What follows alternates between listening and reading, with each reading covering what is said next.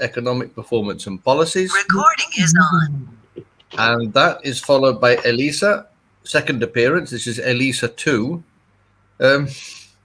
Together with Ángel Luis González Esteban of the Universidad Nacional de Educación a Distancia. Can there be food sovereignty institutionalization? Question mark. Insights from the Cuban experience. So I'll go over to you, Al, to start the ball rolling. Okay? Okay, let me see if I can do this complicated screen share. Let's see. Allow. Yes, I'll. Mute. What? Allow, but it doesn't allow me to. Select window or screen. Okay. Okay, I'm doing this. Okay. Allow. Okay, can you see it? I can see you. You can see me. Yes. Yes. Oh, this is amazing. Okay. Okay. Then let me begin. I want to stress, even before I start, that this talk, I'm an economist and that's pretty boring, but this talk is about how to think about the economy. It'll give a number of examples about the economy, but it's not an evaluation of the Cuban economy. It's considerations about how to think about the economy. So with that, I will begin. Let me see if this works. Yeah, okay. How to think about Cuba's economy, economic performance, and policies. Let me see if this advances. Yes, okay. So this half-hour presentation is going to have 4 parts. First, how to evaluate any country's economic performance and policies. Second, additional particulars for evaluating Cuba's economic performance and policies. Third, some concrete examples of evaluating concerning Cuba's economic performance and existing and proposed possible alternative policies. And finally, very shortly for 2 minutes, 4 takeaway points concerning Cuba and going forward. Okay, the first section, how to evaluate any country's economic performance and policies, is going to have 3 points, 2 very brief, and then a longer one. The first point is that in order to evaluate any economic performance, it's necessary to know what the goal or the purpose of the economic activity is. For this talk, this will be taken as an axiom, and it's not going to be argued about. But I think that what is posited here would be widely agreed to as the goal of economic activity by people throughout the world, as long as the people in question didn't have any brainwashing by taking standard economics courses. So the purpose of economic activity is to support and promote human well-being and development. This, of course, leaves plenty of room to argue about what constitutes human well-being and development, but nevertheless, it's not a pointless statement. For example, the current dominant economic system in the world is capitalism. This is not capitalism's purpose, which is rather the generation of surplus labor, which under capitalism takes the form of surplus value, and its accumulation as capital, roughly production to make profits.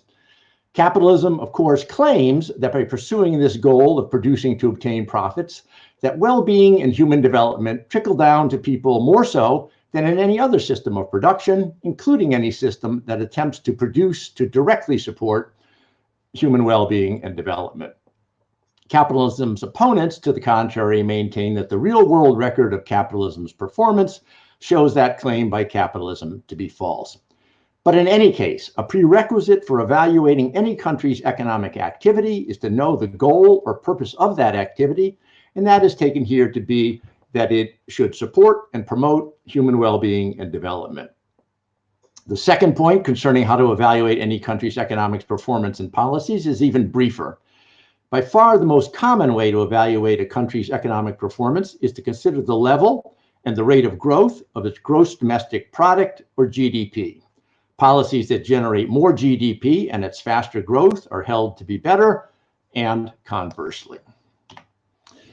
The third point concerning how to evaluate any country's economic performance and policies follows in response to the second.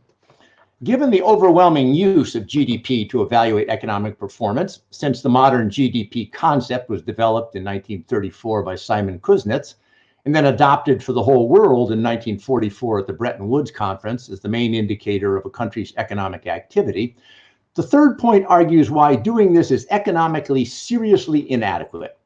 Though note, this is not an argument that GDP is irrelevant. Historically, there have been 2 dominant arguments as to why GDP is inadequate to measure economic performance. The first argument why using GDP as a measure of economics performance is seriously inadequate is much briefer than the second. The argument is that it cannot be used as a meaningful measure of economic activity because GDP can increase when there's no increase in well-being and development. So it's not a sufficient condition. And furthermore, well-being and development can improve when GDP does not increase. So it's not a necessary condition. This can be quickly illustrated by three commonly used examples. Example one, not sufficient, put forward by Keynes soon after the modern concept of GDP was formalized. A person is paid to dig a hole and then paid to fill it up. This produced and purchased service is recorded as an increase in GDP by the amount the person is paid. Society is clearly no better off. The world is the same, and only some money is transferred from one person to another. The increased GDP does not indicate any improved social well-being and development. Example two, not sufficient, even counterindicative. A person buys and consumes bad drugs and dies. This economic activity generates an increase in GDP, while it actually worsens society's well-being and development. Example three, not necessary. A person spends hours and years working with one's children in one's home, supporting and promoting their well-being and their development. This generates no increase in GDP. Here, society has engaged in extremely important beneficial economic activity with no indication of it by an increase in GDP. The second very different argument on why GDP as a measure of economic performance is seriously inadequate is longer. It begins by considering what things contribute to human well-being and development, or perhaps to simplify, what things could be argued to be very important contributions. The immediate result is that instead of a one-dimensional indication like GDP, one has a multidimensional indication of well-being and development. Then, starting from considering human well-being and development to be multidimensional, one can proceed two different ways to evaluate well-being and development. The first way is to compress the multidimensional information back into some one-dimensional index.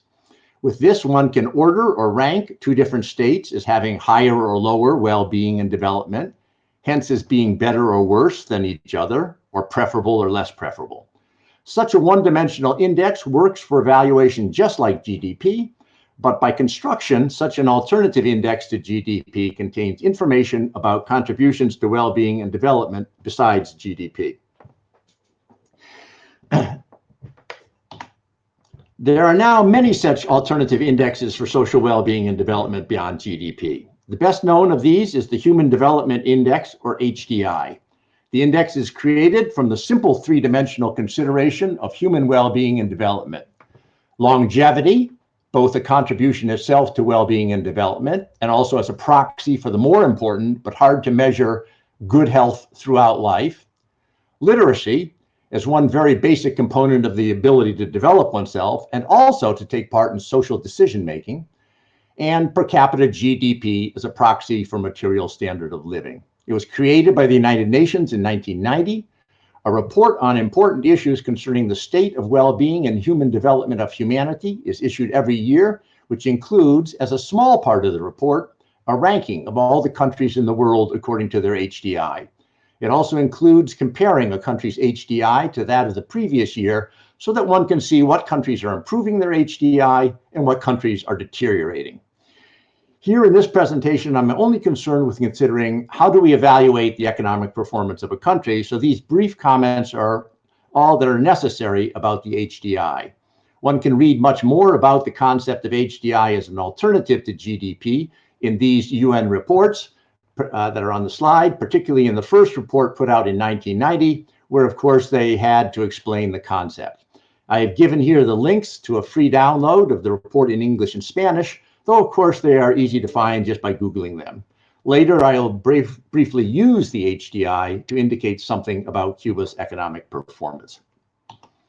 Before I quickly mention two other very interesting projects to continue the development of alternative indexes for human well-being and development to GDP, I want to make a parenthetical comment concerning my continued use of the terms human well-being and development together throughout this talk by quoting two short passages on this from the English version of the 1990 HDI report just referred to.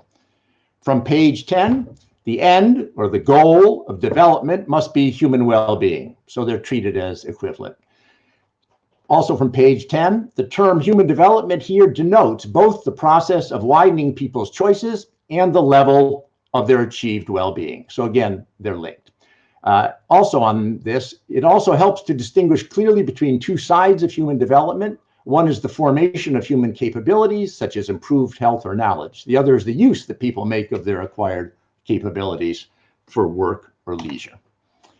Okay, the rich and creative work of trying to find good ways to evaluate the well-being and development of a country is not the topic of this talk, but as I said, I will indicate two other places where one can see a lot more on the topic, since I think all of this is very related to the historical project of building socialism. One is two works put out after a 5-year project by the star-studded high-level group on the measurement of economic performance and social progress in 2018 that I have here given links to free downloads. The other is a plethora of continually new output from 2007 onward by the European Commission's Beyond GDP initiative, available from their website that's given here. Again, the point is this is an important field of fundamental theoretical economics and also one very related to the historical project of socialism. Okay, the other way to proceed with evaluation, if one begins with some multidimensional information on the well-being and development of a country, other than compressing them, is to not compress it, but rather to work directly with all its dimensions. The advantage of this is that no information is lost, compressing it into a one-dimensional index. The disadvantage is that it's difficult to make comparisons when the information is in this form. One cannot, in general, rank countries. More important, I would argue, is that one cannot decide which of two policies is better if one policy gives a better result in one dimension and the other policy gives a better result in the other dimension. But instead of discussing this further here in the abstract, I will return to this point for the case for policies for Cuba at the end of the talk. Now on to the second major section of this talk, additional particulars for evaluating Cuba's economic performance and policies. In addition to the general considerations from the first part of the talk, for a meaningful economic evaluation of any country, every country has many additional particulars that need to be considered for a meaningful economic evaluation. What sorts of natural resources does it have? How much arable land does it have? What's the climate like? And so on. Here we'll consider just two of these for Cuba before turning to actually evaluating some aspects of Cuba's performance and policies in accordance with the concepts discussed. The first of these particulars is the related issues of production by small economies, value change, and the particular issue of the US blockade, which has its powerful effects on Cuba only through these two issues. This point about small economies is essential and fundamental for understanding what Cuba needs to do to reinvigorate its economy today, which we'll talk about later, and the objective constraints that Cuba faces in doing so, which no government policy can negate. In passing, it's also essential for understanding what it really meant for Cuba to be part of the USSR's Trading and Development Bloc, the Council for Mutual Economic Assistance, COMECON, before 1990, as opposed to the incorrect broad propaganda claim that it meant living off of Soviet subsidies, and likewise for understanding how Cuba turned around its economic implosion at the beginning of the 1990s. But to properly make this point and support it with data, it would take more time than is allocated for the entire talk. So I will only give a very abbreviated presentation at this point.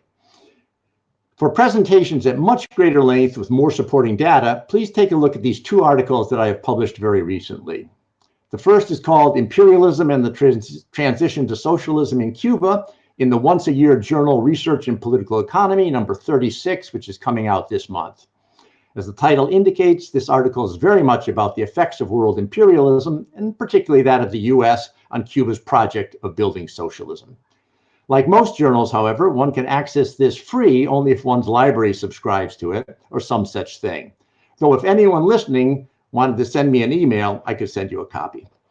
The second article that I published recently that discusses the issue I will talk about here is Evaluating Against a Multidimensional Economic Goal, a Sustainable and Prosperous Socialism, which came out this June. This is in an open access journal, so anyone can download all articles for free. I gave the link here, but anyone can also just Google the journal, International Journal of Cuban Studies, and pull up this summer's issue, and then you can download it. Okay, a very condensed presentation of this argument on the meaning of being a small economy to Cuba's economics performance. So I'm just going to read these off the slides for reasons of time. Efficient production is necessary for a high standard of living, all relative to the existing world standards. Much production today consists of many steps from raw material inputs to final products, and these are commonly called value chains. Point C, to produce efficiently, production of many products, not all, need to occur on a larger scale than the national scale of all but the very largest economies, continental economies, like China and the US, and to varying lesser degrees, a number of the other very large economies. Point D, it follows that to produce efficiently, small economies need to concentrate on producing particular steps in value chains. To do this, they must buy inputs from and sell outputs to other countries. Another way of saying this and illustrating it is to say that any small economy needs to have its national economy integrated into a larger economy to produce efficiently. Europe is a good illustration of this. To obtain the high standards of living enjoyed by so-called Western Europe, and also the attempts to increase the standard of living of those countries that came out of the USSR and Comecon around 1990, these countries have their national economies completely integrated into the larger European economy, and beyond that, into the world capitalist economy, through trade and investment. The openness index of a country is the sum of its exports plus its imports expressed as a percent of its GDP. 6 countries, incredibly, have openness indexes over 150, meaning roughly that a country both exports and imports 75% of its GDP. For Cuba, that's about 10%. And note also, since it's relevant to Cuba, that 4 of these top countries come out of Comecon, or the former USSR itself, indicating the degree of such economic integration that Comecon attempted to build into the economic structure of its member. In any case, the openness index of Slovakia is 180, Estonia 167, Belgium 165, Lithuania 163, the Czech Republic 160, and Netherlands 155.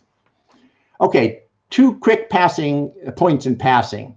First, this is what Comecon was for Cuba, a larger economy to be integrated into. All countries in that trading bloc benefited from being in it, including the USSR. For example, the USSR got sugar below what it would cost the USSR to produce it in the Ukraine in amounts that it could not buy on the existing world sugar market without sending the price through the ceiling. There were subsidies, oil in particular, and there was development aid, and there was the Tractors for Sugar Agreement in the late 1970s to oppose the continual shift of the terms of trade against primary products in favor of manufactured products that the Third World has long suffered from. These were, however, of secondary importance to being in Comecon, allowing Cuba to continually increase its productivity and its value added. The second point, and this from the first, is that when the trading bloc collapsed in 1990, Cuba's economic implosion was not the result of lost subsidies, but rather that it could not, particularly in the face of the US blockade, get inputs to continue producing. And the well-known result is that the industrial production in the country fell by an incredible 85%. And its recovery after 1993, and even more after 2000, was exactly the reestablishment of trading and capital inflow relations, which we'll return to at the end of the talk. Okay, what does Cuba actually import and why? In 2018, Cuba imported 11.5 billion pesos of goods. Of this, 66% were intermediate goods needed for Cuba's production. In addition, 14% were capital goods, also required for Cuba's production. Cuba does not import because it cannot produce anything. Only 20% of its imports were consumer goods. For a small country to produce efficiently, it requires extensive trade. The last point, all of this makes very clear why Cuba is so strongly harmed by the blockade, both as as it has existed for 60 years, and even more so in its on steroids Trump manifestation today, recently further strengthened by Biden. It is much more than the dollar amount of what it cost the country, which Cuba publishes every year in advance of the UN session that year that calls for the end to the blockade, though that is huge for Cuba, with a cost today of almost 5% of its GDP every year. Consider the political reaction in the US if about $1 trillion, that is millions of dollars, was robbed from its national income every year by another country. The point is rather that the blockade makes all Cuba's production more costly and therefore its production less efficient if it does not entirely preclude certain types of production that Cuba could do well.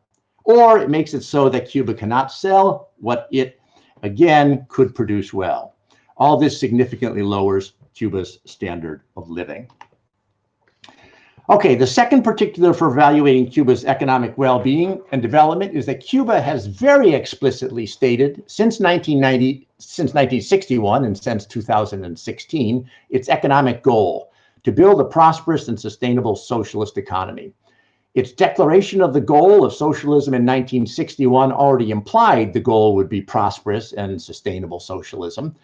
But as is well known, this wording has become a soundbite reference for this economic goal since the documents of the Seventh Party Congress in 2016. So in the first place, Cuba's economic performance, like anybody's performance of anything, needs to be evaluated against what it's trying to do. But in addition to that, its economic goal is largely unique in the world today, and this the ambassador mentioned. This means that standard economic evaluation is inadequate and inappropriate for Cuba. Cuba needs to be evaluated against its declared economic goals. Okay, the third and final. Yeah. You have a few minutes left, okay? Oh, the talk we had set up that we were each going to do 30 minutes and have 30 minutes of discussion. Oh, my apologies. All right, just ignore me, okay? I'm sorry. Sorry, I didn't communicate that to you. Okay, the final point of this talk is some concrete examples of evaluations concerning Cuba's economic performance and existing proposed alternative policies. And I should stress that this is just some examples as illustrations of the methods, not an attempt at a complete economic evaluation of Cuba's performance and policies, which would take at least a book to begin to address. There will be two parts to this section: evaluation of performance and evaluation of policies. And the first part will itself have two parts, one using an index and one using multidimensionality. Given the time length limitations on this presentation, this final section will be done telegraphically. As before, for the issue of particular economic considerations for small economies, I ask people to look at two of my published articles where I discuss at greater length and depth examples of multidimensional evaluations of Cuba's economic performance and policies, including necessary supporting data. One is from 2016, Updating Cuba's Economic Model, Socialism, Human Development, Markets, and Capitalism, in the journal Socialism and Democracy. The second one is one of the two that was already referred to that came out this year, Evaluating Against a Multidimensional Economic Goal, Sustainable and Prosperous Socialism, which is open access and so free to download and easily obtainable by simply Googling its journal, the International Journal of Cuban Studies, and selecting this June's issue. Okay, now to the example, evaluating Cuba's economic performance. First, two evaluations on Cuba's economic performance using the Human Development Index.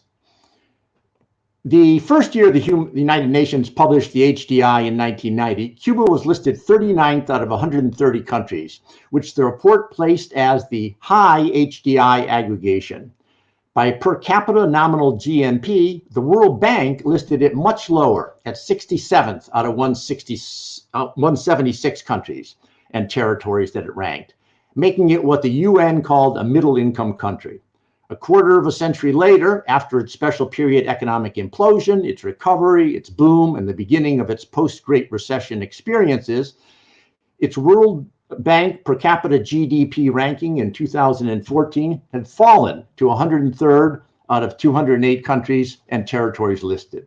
Cuba's GDP did not grow as much as the world average over the quarter century from 1990 to 2014, but nevertheless, its HDI ranking had very slightly improved to 44th out of 187 countries ranked, which put it in the new top aggregation, very high HDI. So two evaluations on Cuba's economic performance follow. The first comes directly from its HDI ranking. Cuba has an internationally high economic performance as measured by HDI. The second evaluation goes a step deeper into its economic performance. A comparison of a country's HDI ranking against its per capita GDP ranking gives an indication about a country's commitment to use its material output to promote human development. The more a country's ranking by the HDI is above its ranking by its per capita GDP, the more this indicates that the country is committed to using its material output to better human development, as opposed to, say, using it for the accumulation of capital. Cuba has shown a strong commitment to use what resources it has available for human development, and further, it has stuck to that commitment in the face of a slight relative deterioration of access to fiscal resources compared with other countries of the world over the last 30 years. Second on performance, a multidimensional consideration. Of course, for this one needs data on all the dimensions of economic performance considered, and I have done that for 8 dimensions in the 2016 paper just referred to. So again, please do go back and look at that for supporting information. Here I want to just give the qualitative evaluation of all these important economic dimensions. I will also mention all 8 for the period 1990 to 2018, but I want to stress 3 conclusions before I even mention them. In some of these dimensions, Cuba is doing much worse than the propaganda picture. Cuba is doing much better than the propaganda picture of it painted by its opponents around the world, of it being an economic disaster. In general, Cuba is very average for Latin America, clearly better than average in some dimensions and worse than average in other dimensions. And especially over the last year, somewhat worse. And 3, I have included on the slides the qualitative evaluations for the 1980s, again supporting the data in my article, supported by the data in my article. The point is that in almost all categories, Cuba is doing worse now than the 1980s, even in those categories where it's still doing above average for Latin America. Okay, telegraphically on Cuba's performance, 1990 to 2018. So I'm just going to read through these things very quickly. We can see food, it's very good, except bad in 1992 to 1995. You can see housing is good, but it's definitely not adequate. Healthcare is good. Education is good, but you can see in all those categories, the yellow one before the orange yellow before the light yellow indicates that it was better in the 1980s. The same sort of things for GDP, for poverty and unemployment, for social participation and self-governance. They've all gotten somewhat worse since the 1980s, and that, of course, is indicative of the attitude that Cubans have toward their economy today. And this I just want to show. Making the argument that Cuba is very average for Latin America. This is looking at the GDP, even though the GDP is inadequate. The red line is Cuba, the dashed line is Latin America for a 30-year period. You'll see that Cuba generally does, other than the implosion at the special period, Cuba has generally done a little better than Latin America, but in general, average. Okay, let me move to 2 minutes for my I'll skip the policies because I don't have time for that, and I'll just end with 2 minutes of 4 final takeaway points. Evaluating Cuba's economic performance and proposed policies must be done against its stated economic goal, and in particular, it's not sufficient to talk about its GDP and its growth, as it's too often done. Second, in relation to any proposal made to improve Cuba's economy, if it can be really established that it will make Cuba more prosperous, which is more than GDP growth, although that's a part, it still needs to be checked to see if it's sustainable, and especially if it will hurt Cuba's long-term goal and process of building socialism. Fortunately, there's not some general inherent contradiction between increases in real prosperity and building socialism. In the section I skipped, which is also in the June paper, I look at 6 policies, and argue that 5, which are commonly discussed today, 5 of them, what's good for prosperity can also be good for socialism, and only in the last one is there a big danger to the socialist project, and that's in the micro and small enterprises which are being reproduced.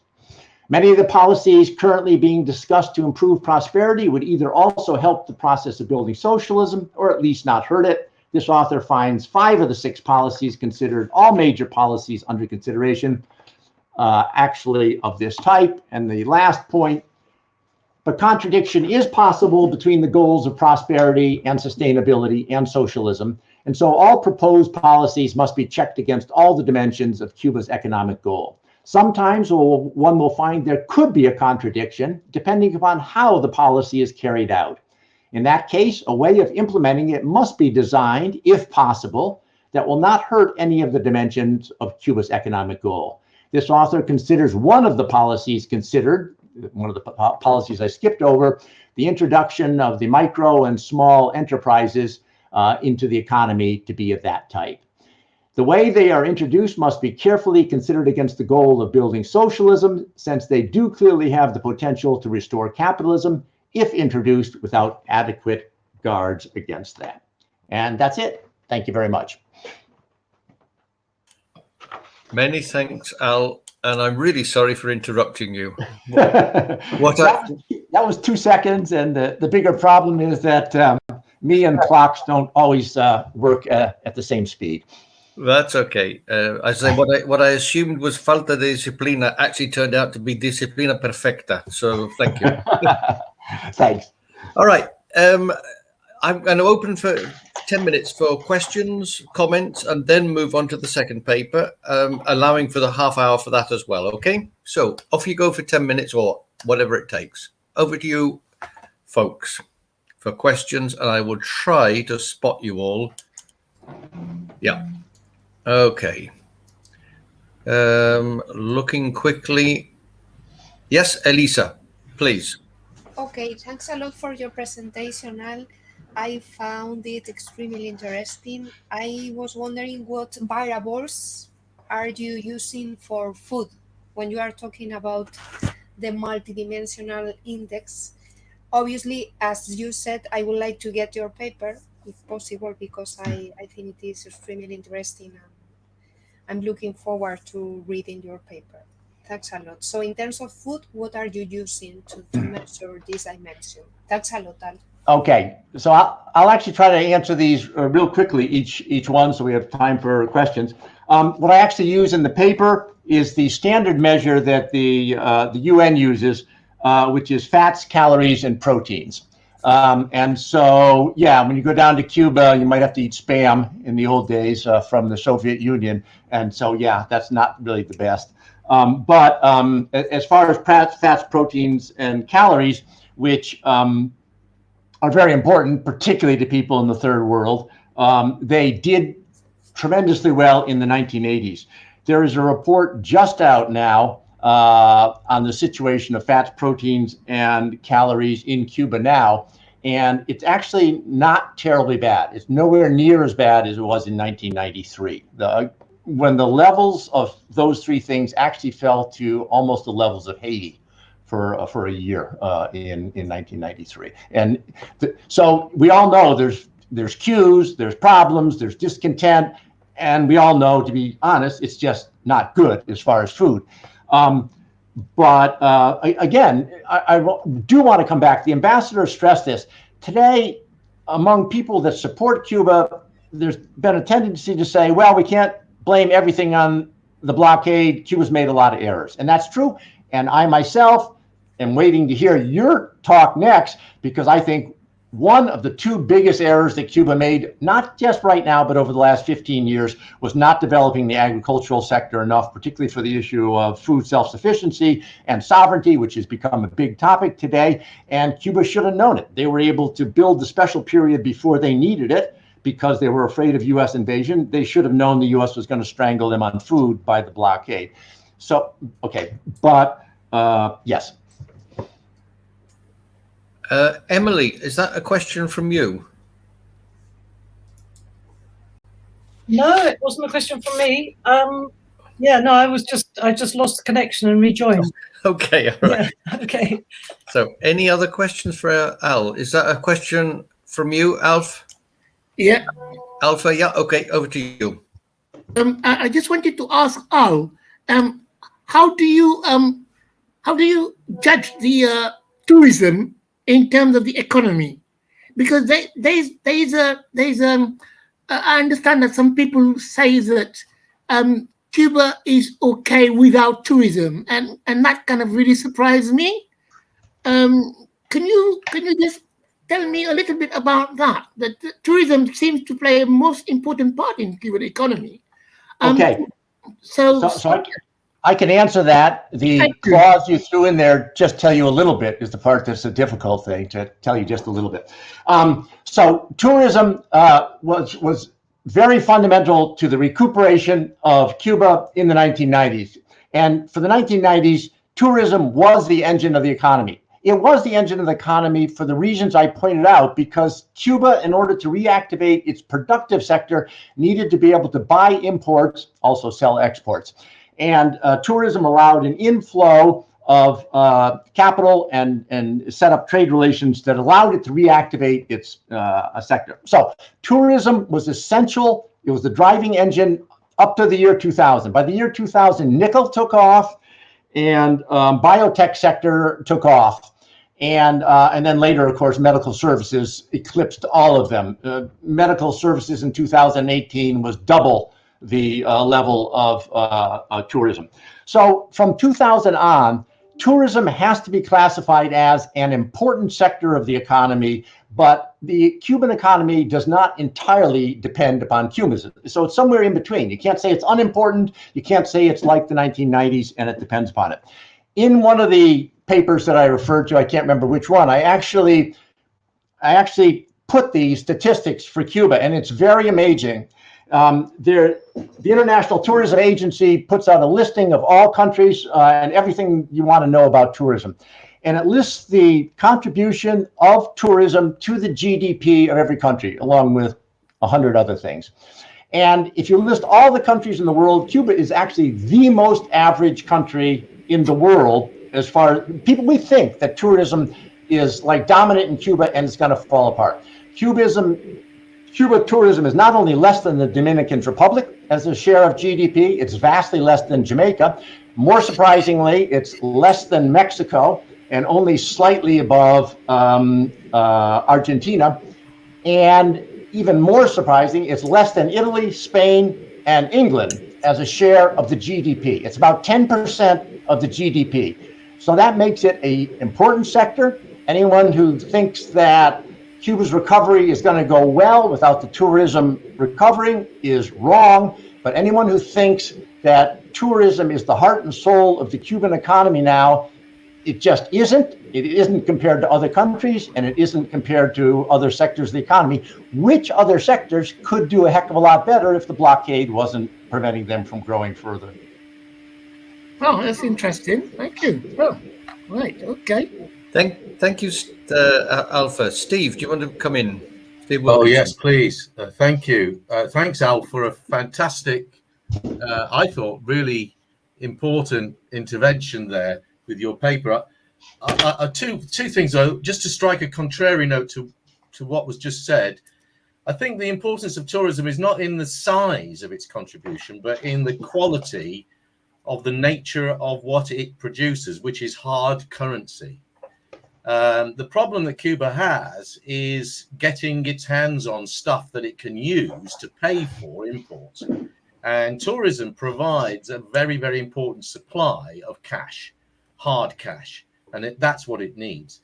I mean, you can make self-sufficiency in food, which is great, and that will be a substitution for having to import food, which is actually where the benefit to Cuba would come, because it would not then need to spend the hard cash on importing food.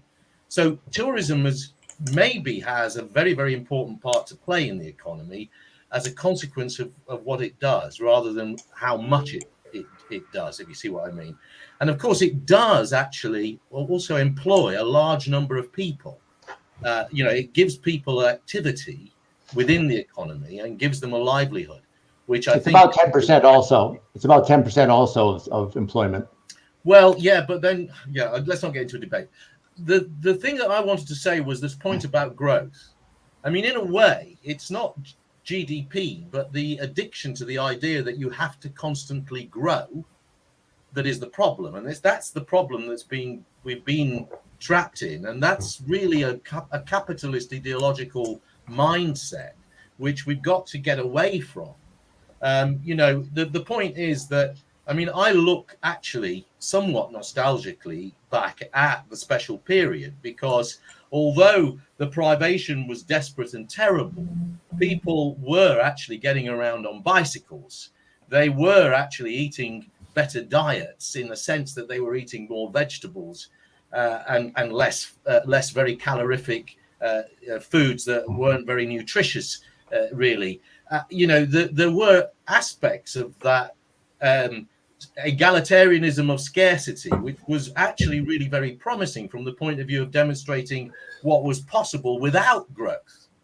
And in fact, what we have to do talking about the stuff globally, from this morning, globally, we have to, some of us in the developed world have got to get by on less, so that those in the developing world can get a little bit more. We've got to become, we've got to get out of this growth mindset and blind growth, what I call blind growth, really.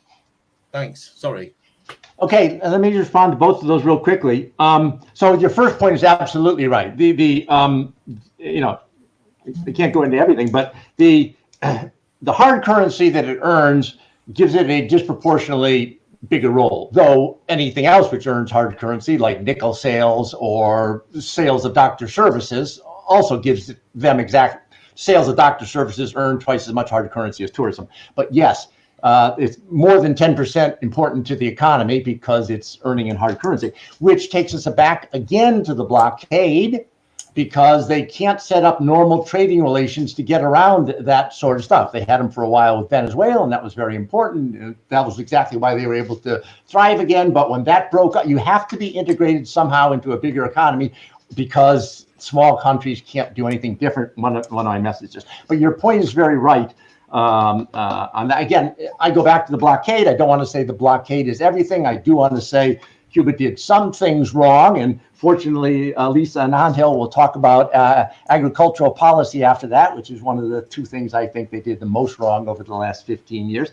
But the blockade really, really is essential to Cuba's problems, particularly now, particularly in the times of COVID. I mean, the reason the present crisis, the whole world is going down 5%, 7%. Latin America has gone down 7% last year. Cuba went down 11%. That difference is largely simply the additional Trump blockade stuff on top of the COVID situation, not the errors that the Cuban government did make over the last 15 years. And then I'll just end with this GDP thing. That's a long discussion, and we would have slight differences on that. Now, I've been at the university in centers that are very much degrowth, and I do not believe in degrowth. I don't think the third world in general believes in degrowth. What we do need is a very different type of growth, and that gets to what I'm talking about. What we need to do is provide things and services that actually contribute to human development, and they do not have to be vastly material consuming. Many of even the things that we make could be made in recyclable ways that use less materials, et cetera, because we don't even want things. We want services from things as well as services from services. So we have to start out with what we want as human beings, the things that are going to lead to human development and well-being. And then we have to figure out, here we totally agree, we have to figure out how to do them using less material resources. But I don't call that degrowth. I might call it debodification or de-thingification or something. I don't know what I'd call it.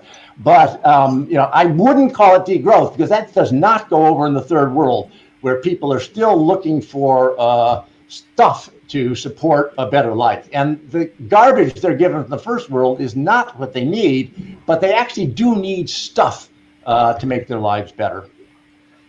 Okay, I am actually going to stop you there. Liam, I've got 3 people, Liam, Jeff and Emily. Can I ask for very short questions and very short answer, Al, if you would? I'll try. Right, Liam, you're first. I would just ask if Al could stop sharing his PowerPoint and just because we can't see it. That's all. That actually, maybe, let me see if I can do that. That's an easy one for you, Al. Right. Yeah, So, no, I've got to get my screen up because now I'm in the okay. It's no bother if you have the issue with it. It's just the thing with Jitsi. Stop sharing. Here we are. How's that? Okay. No. Not yet. Not yet, but I don't see it anymore. It disappeared from me. all right. It's no problem. That's it. You've gone. That's it. Okay. It's gone. Okay. Just a delay then. Yeah. Okay. Right. Over to you, Jeff. Al, good afternoon, my time in Miami. I just have a really quick question. When you talk about 10% dedicated to tourism, is there any numbers associated with the underground economy that exists in Cuba and its contribution? I'm kind of tagging on to the question of the hard currency, because my experience has been that the underground economy thrives in Cuba and the hard currency is its driver. So real quickly on that, those are actually separate questions. Of course, tourism, 10%, and then underground currency, the statistics are different. The statistics on the underground currency are very unreliable because it's an underground currency. Part of it's legal, part of it's illegal, but it's underground. And so are there statistics on it? Yes. Are those statisticals reliable? Somewhat. They have some meaning to them, and also the underground currency economy blends into the above ground economy. Quite often you have a certain part of your operation legal and declared and another part illegal. So statistics are hard. There are people out there that make some guesses that I think make some sense, but it would take quite a while to discuss it. But so, yeah, that's all I can say. Okay. Thank you very much. And Emily, the last question from you. Is it a quickie? Yeah, it's a quick one. Just a few thoughts. Thanks very much, Al. Very interesting presentation. Just three thoughts, really. One, on GDP, I think that we should just see GDP as what it is. It's a measure which is very useful to creditors. It's actually, that's what it's for. That's why it came with the IMF and the World Bank. You know, it's a very useful measure to measure a country's ability to service debt. And the monies are the numbers are very easily available and all the rest of it, which is why it's used so often. But, you know, it never was really designed to measure human well-being or any of the rest of it. So, you know, we shouldn't really expect it to. But it is important in terms of creditworthiness. And if you're not creditworthy, then you can't borrow money, which means that in the case of an emergency, you can't raise finance and so on. So you can't. It's much harder to raise finance, and with the US sanctions as well, that adds to it. But GDP is a useful measure, but it doesn't measure what people seem to think it measures. That's just a thought. The second thought is actually ties in directly with the previous person. You know, the tourism figures don't take into account the informal economy. I think there's a place where you can actually see it in the official statistics. If you look at the employment data and you look at the population of working age, and then you look at what proportion of those are working and what proportion don't seem to be working, you can see there was a rapid increase in people who who kind of left the employed workforce during the period of the growth of the of international visitors between 2014 and 2016-17. And you can see that, and it's probably about 15% of the population. I'm not saying that all of them are dependent on tourism, but a lot of them were. So I think you get some indication that, you know, the official tourism figures aren't very, you know, they don't capture the whole thing. And then the third question is this thing about that you said, which is an interesting point about small economies in an integrated global economy. But there is the counter argument is that the small economy can find a niche, which, you know, the world market is not competitive. If you can find a niche in which you can produce well. If you're a small economy, you can find a series of niches. And biotechnology is obviously an area rich for that, but also, you know, specialist tourism and so on. So you don't compete directly in very competitive markets, because there it's very difficult to raise your earnings per person. Anyway, so that's just 3 little thoughts to add into your. So let me try to be as quick as I can answering. We both agree GDP is what it is, and you know, as you point out, it actually is useful for that one thing. But I think it's a little more important. If you study development economics, this is the main indicator that they use. But as I said, beyond that, it was officially adopted in 1944 at the Bretton Woods thing as the measure that they would use to look at people's performance. Now, why is that? Because they're interested in collecting debts back. But anyways, I think it is very important. But we both agree it is exactly what it is, and it never really. That was my whole point. It doesn't measure well-being. Okay. The second point, employment, absolutely right. You know, all statistics have that thing, and so the whole underground economy is missing, as I said. But your point is very good. Of that missing sector, a disproportionately large part of it belongs to the tourism sector. So if you could put the underground economy in with the regular economy, tourism would go up as a percentage of that aggregate. So that's a good point. And the last thing is exactly my point again, about finding niches. And that comes back to the blockade again. Cuba can sell biotech things, but it can't do it if it's blocked. And I mean, you know as well as I do, the extent that the US government goes to block inputs to and block the selling of pharmaceutical products by Cuba. But an even bigger example, because in the 2018 figures that came out, a much bigger category than the biotech sales was the international medical services thing. That should be a huge product. That is a niche. It's a niche in the world today because the world has COVID. They could sell massively their medical services to the world, and they could get out of their economic problem. That's a little overstated, but you get the idea.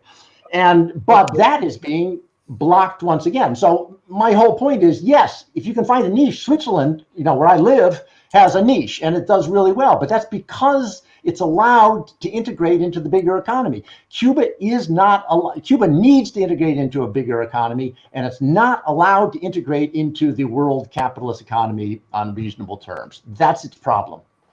Oh, okay. Many thanks indeed, Al, for that. Who'd have thought that economics would prove that interesting, that it generated that many questions? Thanks. Right, move straight on to the second paper, Elisa and Ángel Luis. Over to you. I don't know how you're going to organize this between you, but over to you.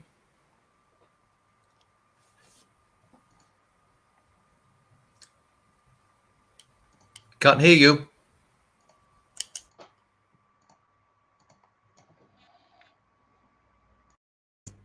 Sorry. Thank you, Tony. Ángel, are you there? Switch on the camera. Well, I'm going to try to share our PowerPoint. I hope I will be able to do so. Elisa, si lo quieren hacer en español, no hay problema, ¿ok? Vale. Indeed, we prepared this presentation for a previous conference in Spanish, so we are going to present in Spanish, ¿ok? Ángel. ¿Se me escucha? Sí. Ah, vale, perfecto. Bueno, pues nada, muchas gracias, Al, por la presentación. Hay aspectos en común con la nuestra, así que quizás después en el debate podemos recuperar y debatirlas de forma conjunta. Nada, muchas gracias en primer lugar a los organizadores, ¿no?, por darnos la oportunidad de presentar a Elisa y a mí este trabajo, que en realidad, bueno, más que un artículo, es un work in progress muy preliminar al que todavía le falta maduración y desarrollo, y en ese sentido, por supuesto, todos los comentarios, las críticas y las sugerencias pues son más que bienvenidas.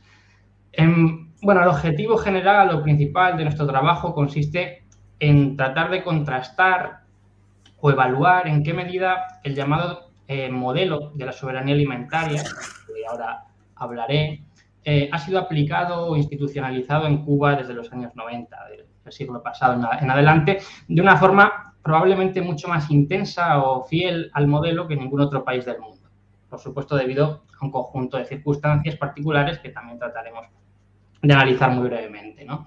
Y dentro de esta nos interesa particularmente el papel del Estado, cómo desde las instituciones se ha promovido abiertamente una fórmula de producción en el sector primario que de alguna forma choca frontalmente con el modelo de agricultura industrializada, ¿no? Un modelo que ha triunfado en otros países, de hecho en la mayoría de los países del mundo.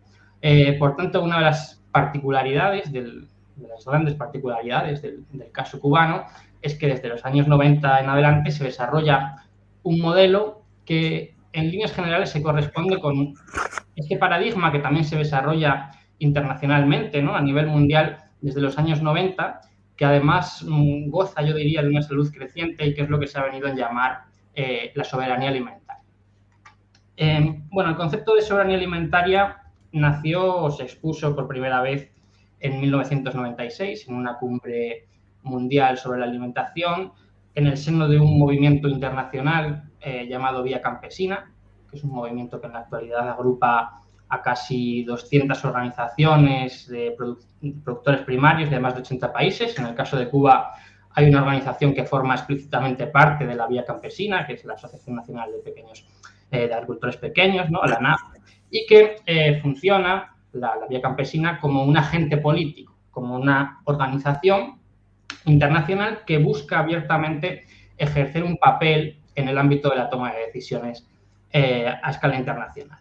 Entonces, entre las cosas que reivindica este movimiento desde el año 96, destaca esto que se ha dado en llamar la soberanía alimentaria, y que en un primer momento, al principio, se definió, y leo textualmente, como el derecho de los pueblos a producir, cambiar y consumir alimentos de acuerdo a prácticas definidas por valores, saberes, creencias y rituales pertenecientes a su cultura, accediendo a alimentos sanos y nutritivos sin ningún tipo de presión política, económica o militar.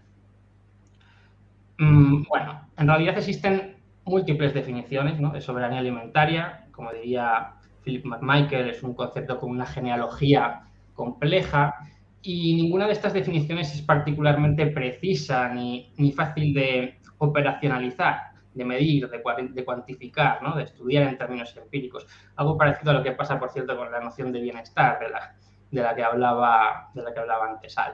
Bueno, tanto la Vía Campesina como otras organizaciones afines, como puede ser GRAIN o Veterinarios Sin Fronteras, han ido progresivamente desarrollando este concepto, ¿no?, algo a lo que también han contribuido pues, multitud de académicos publicando en revistas especializadas. Y podría decirse que, en general, los temas tratados en estos documentos, por estos académicos, coinciden con las viejas pero también nuevas problemáticas agrarias que se pueden agrupar, como hace el investigador Manuel González de Molina, bajo el rótulo de la nueva cuestión agraria.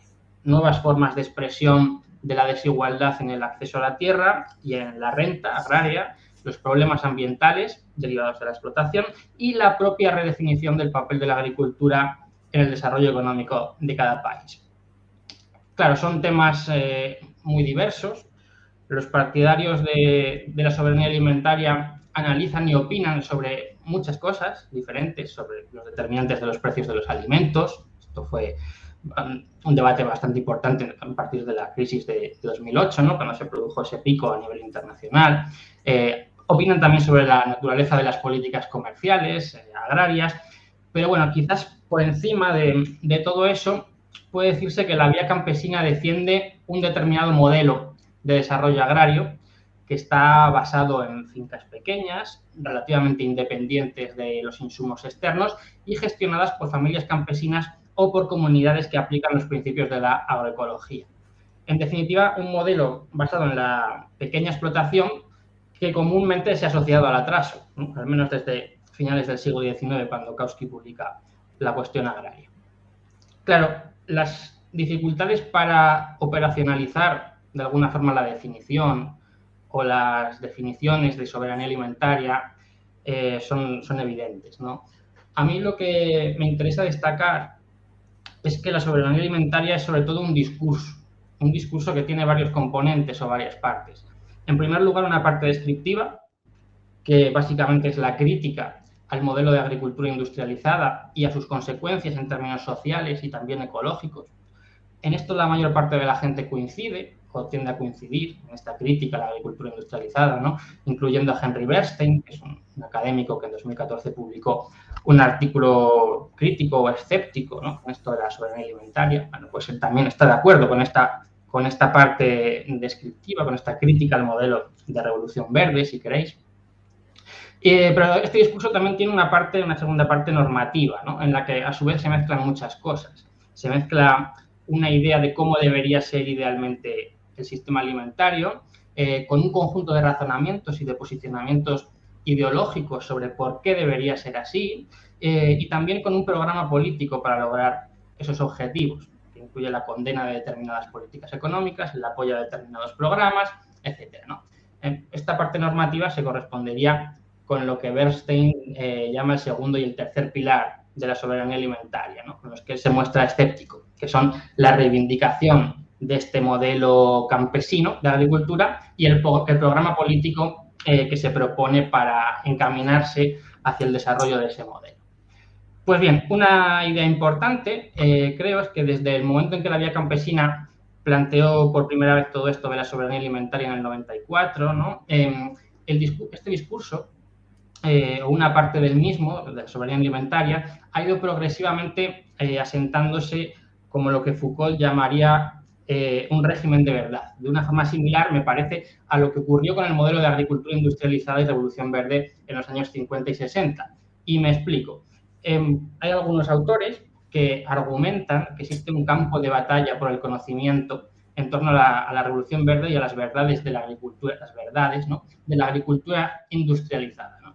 Y en este sentido, bueno, el modelo de revolución verde habría disfrutado durante muchos años de un régimen de verdad propio, en cuya construcción pues habrían participado fundaciones, universidades, gobiernos, ONGs, en un momento además en el cual esas verdades socialmente construidas en torno a las bondades de la agricultura industrializada eran muy funcionales para una determinada acción política interesada en frenar el avance del comunismo.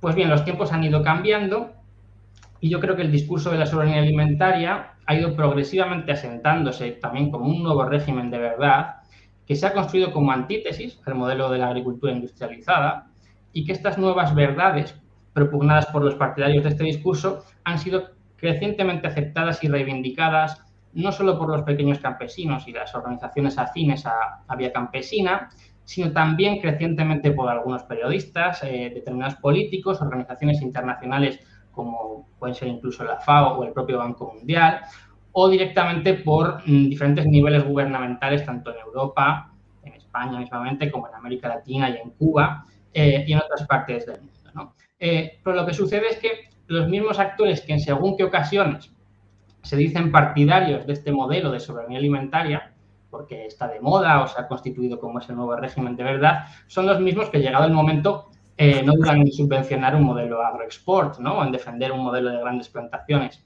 incurriendo así en alguna contradicción, ¿no? Esto es lo que ha sucedido, no sé si lo contará Elisa ahora, en bastantes países de América Latina, con gobiernos de la llamada marea rosa, etc. Y lo interesante del caso cubano es que, contrariamente a lo que ha sucedido en otras partes, pues desde los años 90 del siglo XX sí que se ha promovido institucionalmente de forma clara, abierta, explícita, un modelo de producción primaria que casa muy bien con estos planteamientos de la soberanía alimentaria, que se le acerca mucho, o al menos mucho más que en ningún otro país del mundo, ¿no? Entonces a nosotros nos interesa analizar en qué medida esta fue la única salida posible a la crisis de principios de los años 90, o qué condiciones han posibilitado un desarrollo de este tipo en los últimos 20 años, ¿no? Como sabéis, en los años previos a la caída del bloque soviético, a pesar de que tras la revolución en Cuba se hicieron algunos intentos por diversificar la producción agraria, que anteriormente dependía fuertemente de las exportaciones de azúcar a Estados Unidos, la isla realmente siguió siendo extraordinariamente dependiente de la exportación de azúcar, en este caso a los países del Consejo de Ayuda Mutuoeconómica, como bien decía antes, ¿no? Y no solamente eso, sino que también profundizó como consecuencia en parte de esos precios artificiales, ¿no?, que se fijaban en esta organización, en un modelo de explotación industrial mecanizado, muy dependiente de los insumos externos, fertilizantes, pesticidas, etcétera, lo que podríamos llamar el modelo de revolución verde, ¿no? Pues bien, con la caída del bloque soviético, todo ese tinglado se desmorona y se pone de manifiesto un grave problema de abastecimiento alimentario, ¿no? Es precisamente esto lo que lleva a tratar de diversificar la producción, sustituyendo el azúcar altamente dependiente, ¿no?, de esos insumos externos que ahora ya no se pueden conseguir, por otros productos destinados al mercado nacional y producidos con métodos más cercanos a este modelo agroecológico. Entonces, antes de darle la palabra a Elisa, muy rápidamente, la idea fundamental es que el estudio de Cuba nos proporciona un caso práctico, bajando del discurso a la realidad, de cuáles son estos elementos que definen el modelo de soberanía alimentaria. Ahora, hay algunos autores que para determinados países, ¿no?, lo que hacen es seleccionar un conjunto de variables que pueden ser utilizadas para evaluar el grado de acercamiento de diferentes países al modelo de la soberanía alimentaria. Nosotros podríamos hacer esto para Cuba, tratando de esta forma de justificar por qué entendemos que Cuba, tras el periodo especial, sería un caso o el caso paradigmático o el ejemplo más cercano a este modelo. Sin embargo, esto no nos parece tan interesante porque, como decía, ya desde su nacimiento el concepto de soberanía alimentaria es bastante escurridizo y difícil de medir por muchos indicadores sintéticos que queramos construir, ¿no? Por lo tanto, nuestra idea es más bien centrarnos en las variables institucionales, no tanto en los outputs en términos de seguridad alimentaria, balances energéticos o desigualdad en el acceso a la tierra, que también, sino otros aspectos de naturaleza más cualitativa que tienen que ver con la forma en la que las instituciones y los agentes que participan o componen el sistema agroalimentario ponen en práctica determinados principios o ideas referidos a la soberanía alimentaria. Entonces, para finalizar, como creo que contará ahora un poco Elisa, la idea, pues, es estudiar los factores explicativos de la excepcionalidad cubana, ¿no?, acudiendo al contexto histórico, al periodo especial, pero también a toda una literatura que presta atención a la naturaleza del Estado, a sus relaciones con la sociedad y al grado de autonomía del que gozan los diferentes agentes que definen las reglas del sistema agroalimentario y participan de él, ¿no? Todo con el objetivo de que esto nos ayude a realizar una evaluación general del modelo, tratando de identificar las luces, pero también las sombras. No sé si me he excedido demasiado en el tiempo y ya te paso, Elisa, la palabra. Muchas gracias. Muchas gracias, Ángel. Yo creo que tu introducción es perfecta, ¿no?, y se basa en gran medida en el artículo que Ángel Luis publicó en la revista Historia Agraria, donde hace esa revisión, ¿no?, del discurso de la soberanía alimentaria, que nos lleva a conectar todo esto con una literatura y descender a la realidad latinoamericana, donde vemos que hay pocos estudios que han explorado la institucionalización de este discurso de soberanía alimentaria en América Latina. Podemos encontrar algunos como el que hace Clark para Ecuador en el Journal of Agrarian Change, o McKay también en el Journal of Peace and Studies para Bolivia, incluso el acercamiento que hacen otros autores también, como Enrique Newman para el caso de Venezuela, ¿no? Pero aunque muchas veces se refiere la literatura a Cuba, ¿no?, como un paradigma de la soberanía alimentaria, no hay realmente un artículo, una investigación que explore ese proceso en profundidad desde un punto de vista más cualitativo de institucionalización, ¿no? Algunos estudios en los que, por supuesto, nos basamos y que nos proporcionan una aproximación, pero que no analizan ese proceso de institucionalización, son, por ejemplo, el de Gurkhan de 2014 en Latin American Perspectives, o el libro, ¿no?, que luego se convierte en un artículo en el Journal of Peace and Studies de Rosset y Machin sobre la revolución agroecológica. Y además nos interesa especialmente esa parte de la economía política que se da en Cuba, ¿no?, y que ya hemos estudiado en otras investigaciones sobre las interacciones entre el Estado, los agricultores y la vía campesina, donde tiene un papel especial la ANAP, pero también otras instituciones como la Asociación Cubana de Técnicos Agrícolas y Forestales, la Asociación Cubana de Producción Animal. Sí se están pasando las diapositivas, ¿verdad? ¿Sí? ¿O están...? Sí. Sí, vale. Bueno, además, como señalaba antes, creo que es importante partir de esas ideas o esa visión, ese análisis que hace Bernstein en 2014 sobre esos tres pilares de la soberanía alimentaria, para entender en ese proceso de institucionalización si realmente se cumplen esos pilares en el caso de Cuba, ¿no? siguiendo un poco esa idea del paradigma cubano, que para Rosset, Machín y otros es efectivamente el ejemplo más próximo, como señalaba Ángel Luis, ¿no? Y además donde encontramos esos procesos políticos y problemas económicos que van a obligar, ¿no?, a ese proceso de institucionalización de la soberanía alimentaria y que van a estar estrechamente relacionados con las políticas que a partir de ese momento se van a implementar en términos de desarrollo rural y producción agrícola durante y después del periodo especial, ¿no? Esa idea de que la necesidad nos hizo cambiar, ¿no? Cómo influyen los procesos pasados y presentes de cambio agrario en esa necesidad de sustituir alimentos importados que viene siendo el talón de Aquiles de la revolución. Y si realmente se ha institucionalizado esta idea, ¿no? ¿Qué papel ha jugado el Estado? ¿Qué papel ha jugado la ANAP?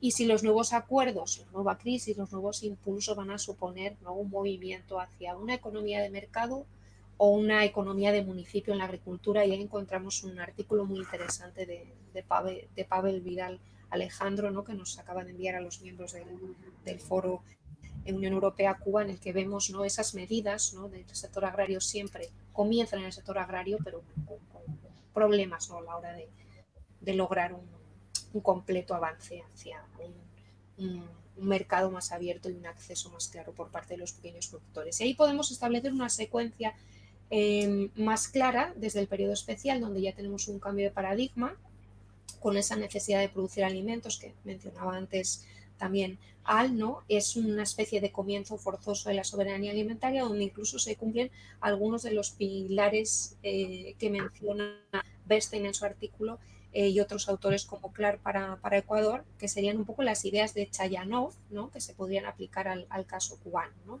Y donde además la ANAP, desde abajo, ya no desde arriba, sino desde abajo, va a crear una serie de alianzas efectivas con el Estado, con capacidad de influenciar las políticas y los programas que se promueven desde arriba, con muchísimos ejemplos que se pueden encontrar en el draft que tenemos ahora mismo ya escrito, colaborando además con diversos actores externos que van a tener al campesinado, ¿no?, como la fuerza alternativa. Pasamos ya a un siguiente paso, un siguiente punto en este proceso, que es ya una institucionalización más clara de la soberanía alimentaria con Raúl Castro y que continúa con Miguel Díaz-Canel cuando llega Raúl Castro en 2008, bueno, ya llevaba esos 2 años, 2006-2008, pero claramente a partir de 2008, después de la crisis alimentaria mundial que ha mencionado Ángel Luis, pues la reforma agraria y la soberanía alimentaria van a entrar de forma mucho más clara, más decisiva en la agenda, ¿no? Y comienza ese proceso de entrega de tierras en usufructo a través de diferentes decretos leyes como el 259 en 2008, el 300 en 2012 y por último el de 2018, el 358, que ya establece Miguel Díaz-Canel, ¿no? Eso va a potenciar el proceso de recampesinización, pero también trata de potenciar la producción de alimentos en Cuba, ¿no?, tras la crisis alimentaria mundial. Y también responde, ¿no?, a toda esa literatura sobre la que a la que nosotros también hemos aportado recientemente con algunos artículos, Ángel Luis y yo, sobre ese extenso y celebrado proceso de reforma agraria que continúa, ¿no?, y que ha conseguido, ¿no?, que los pequeños productores tengan una representatividad mucho mayor si la comparamos con otros países de América Latina frente al peso que tenían las empresas estatales, ¿no?, y que además tienen una importancia clara en la producción nacional de alimentos, de esos productos que son claves, ¿no?, para las necesidades diarias, como son los granos básicos, si hablamos de seguridad alimentaria, tomamos los indicadores de la FAO, o seguridad alimentaria y nutricional, los granos básicos, las hortalizas, los vegetales, etcétera, etcétera. En definitiva, lo que tratamos, por lo tanto, es de desarrollar un entendimiento, proporcionar un entendimiento más inclusivo de esa idea de la soberanía alimentaria con ese... Disculpen la interrupción. Sí. Quedan 5 minutos. Nada, ya voy acabando, Tony. Muchas gracias. Tratando de llenar esos vacíos en la literatura que hemos presentado antes y completando esa idea de institucionalización con esa literatura también que analiza las relaciones Estado-sociedad y el cambio agrario, ¿no? Entender, ¿no?, qué políticas públicas realmente han promovido esos principios de la soberanía alimentaria, que sí se han implementado en gran medida y además sigan siendo uno de los principales pilares de la nueva estrategia económica y social para enfrentar la pandemia de la COVID-19. pero al mismo tiempo encontramos esas sombras, ¿no?, que responderían un poco al escepticismo de Henry Bernstein, ¿no?, cuando vemos que en Cuba existe pues, ese régimen alimentario corporativo que llamaría Michael, ese tercer régimen alimentario, que nos impide, ¿no?, ver como una vía campesina concebida por la soberanía alimentaria y que dotaría de capacidad para los pequeños productores que practican una agricultura más sostenible, más agroecológica, tendrían capacidad, ¿no?, de alimentar a la población nacional. Por lo tanto, dejarían de cumplirse los pilares 2-3 que menciona Bernstein, ¿no? Y ahí, bueno, es muy pertinente de nuevo el artículo que nos acaba de enviar Pavel Vidal, ¿no?, sobre las ineficiencias que existen a nivel macro y los avances que se dan a nivel micro, ¿no?, cuando se deja un poco actuar al pequeño campesino, a esos mercados más locales, ¿no? Y él mismo señala en este artículo cómo el sector de la agricultura, la ganadería, la silvicultura cubana pues apenas presentó un crecimiento promedio anual si lo medimos en términos macro durante la década pasada, como una medida estática, por supuesto. La sustitución de importaciones, la soberanía alimentaria y el vaso de leche para cada cubano quedaron como promesas incumplidas de los primeros lineamientos. Si utilizamos otras medidas como la capacidad que ha tenido Cuba de sustituir alimentos desde el periodo especial hasta la actualidad, vemos que se comporta bastante mejor que otros países del Caribe y Centroamérica. Tratando entonces de superar esas visiones románticas de la recampesinización y de la soberanía alimentaria, aportamos, ¿no?, ese análisis de los cambios y desarrollos institucionales en diferentes niveles del Estado, reconociendo, por supuesto, las recurrentes ineficiencias de la agricultura cubana, ¿no?, que han impedido una plena realización de esa idea de la soberanía alimentaria en términos prácticos, ¿no? Se pueden encontrar faros de soberanía alimentaria, pero encontramos a ese Estado, ¿no?, atrapado en cierta medida entre formas de producción de mercado y formas de producción socialistas que impiden una mayor sustitución de importaciones de alimentos. Y en definitiva, no sabemos, ¿no?, hasta qué punto, aunque sí parece que se está dando prioridad nuevamente a los cambios en el sector agrícola, pero no sabemos hasta qué punto la eliminación del sistema monetario dual y la crisis internacional y nacional, bueno, pues va a hacer que Cuba se enfrente a esa nueva crisis que supone, por supuesto, volver a hacer hincapié, enfatizar la necesidad de producir alimentos a nivel local, y si podría impulsar nuevas relaciones entre el Estado y la sociedad para implementar quizás más rápidamente un modelo de soberanía alimentaria. Bueno, son preguntas, por supuesto, que lanzamos. Efectivamente, y ya con esto termino, si vamos al tabloide especial de 2020, bueno, pues ahí vemos, ¿no?, que la producción nacional de alimentos y la autonomía de los productores sigue siendo un aspecto central, ¿no?, de la nueva estrategia. Y si además actualizamos esto y vemos que hay una nueva estrategia para la comercialización de los productos agropecuarios y la formación de precios de los alimentos, vemos que hay ciertos avances, ¿no? Entonces se aprecia, ¿no?, en las normas publicadas, y con esto cierro, nos dice Pavel Vidal, que va a haber una flexibilización de los mecanismos de comercialización que por supuesto van a beneficiar a los pequeños productores, pero sin que lleguen a instrumentar verdaderos incentivos y señales del mercado para el sector agropecuario. Muchísimas gracias por su atención. Bueno, muchísimas gracias a los tres, pero a ustedes los dos en particular en ese momento. Deberíamos ahora pasar a las preguntas, pero tenemos una confesión colectiva de parte de Par y mí. Es que cometimos un error en la planificación del programa y nos dimos cuenta solo hace unos minutos de que les dimos a la próxima sesión 1 hora solamente en vez de 1 hora y media. Entonces, lo que proponemos ahora, y lo siento mucho, la culpa fue mía por permitir tantas preguntas para la primera ponencia. Lo que proponemos es que les pasemos a ustedes los dos, Ángel y Elisa, las preguntas en forma escrita o lo que sea, para que respondan ustedes ahí directamente a ellos. Lo siento mucho. No hay problema, no hay problema. No pasa nada. No hay problema. No hay ningún problema. Lo comprendemos perfectamente. No sí, bueno, Tony es muy caballero, fue culpa mía, lo acaba de descubrir, así que confesión general, colectiva, pero el error fue mío. Eso asumiendo que los participantes del siguiente panel están listos. Ernesto, yo veo que estás aquí. Lo vi. Sí. Guillermo, ¿llevas tiempo Sí, aquí? estoy aquí. Perfecto. Y Arnold, ¿estás aquí también? Sí, estoy aquí. Perfecto. Entonces, si no les importa, Ernesto, ¿te parece bien que empecemos con Guillermo o preferirías tú estando en Cuba? No, perfectamente. Muy bien. No hay problema. Entonces, le pasamos la palabra a Guillermo.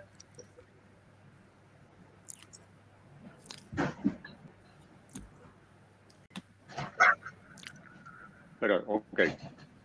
Conmigo está, lo que quieran ustedes, está chévere conmigo. Ok, muy bien. Gracias, Guillermo.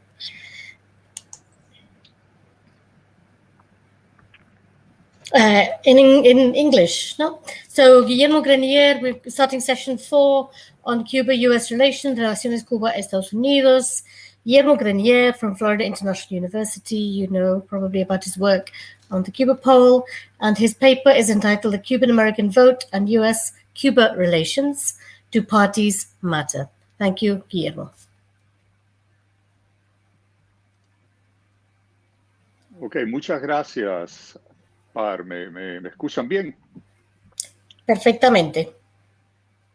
Ok, perfecto. Mira, yo voy a tratar de compartir mi screen aquí, aunque no está cooperando mucho esto, pero No a ver cómo hacemos. No me está dejando compartir. Al lado. Dijo que se había apagado tu video, no sé por qué. Bueno, entonces eso es un problema porque, mira, ahí veo a Arnold muy bien. ¿Sabes lo que podemos hacer? Si tú quieres ensayar un poquito para ver si... Yo creo que sería mejor, en lugar de ponerte presión, sería mejor pasarle a otra persona. Ernesto, ¿tú podrías empezar entonces? Sí, puedo empezar, solo necesito un minuto si hace falta. Sí, no hay problema. Entonces, un descansito para todo el mundo y ya volviendo a Elisa Ángel, 2 minutos de preguntas si necesitan. Disculpen, es un poco complicado. ¿Alguna pregunta, algún comentario para Elisa o Ángel, ya que tenemos un par de minutos?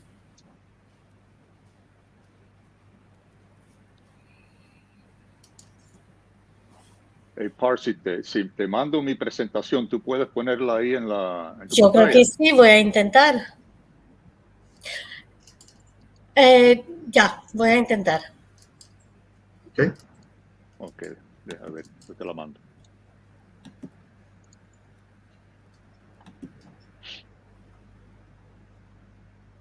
Pero sigan y cuando recibas la mía podemos... Arnold, te vemos perfectamente. Empieza Arnold si quieres, ¿eh? Oh, ¿no? Sí, exacto. Bueno. Bueno, iba a pasar en algún momento. Te acabamos de ver, yo creo, Arnold, y te fuiste.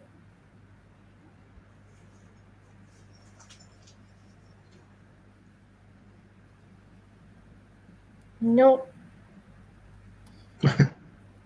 Algo está pasando. No, tecnología. Yo creo que Guillermo está intentando clicando en la presentación y entonces yo creo que si alguien clica en una presentación que ya está, la tumba. Estoy conectando por... Arnold, te has ido. Así que no se ve nada.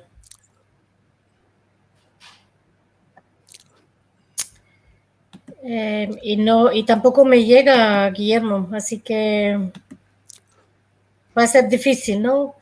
Bueno, Arnold, ¿quieres volver a intentar? Porque por lo menos vimos tu presentación. Yo creo. Sí, yo no veo. ¿Está conectado con mi video? Ahora. No, ahora no. ¿Pero está? No, bueno, yo no lo veo. ¿Alguien lo ve? Yo lo estoy viendo a él, pero no estoy viendo presentación alguna, bueno, lo que tiene de fondo.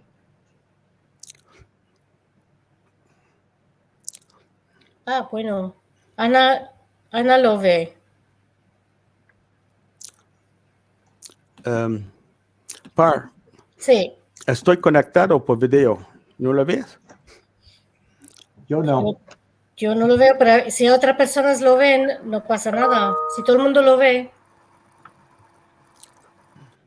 Dice Alex que no se ve como pantalla compartida, Arnold. ¿Cómo? Yeah. I can see Arnold, and that's Okay. it. Okay. If you And I can see Guillermo, but not anything else on the screen. If you want me to speak, I can start, but try putting me on the screen so people can see it and hear. If you go to toggle tile view, then you can see everybody's icons, or if they're sharing their video, you can see their picture. If you just click on them, you should be able to see Arnold that way.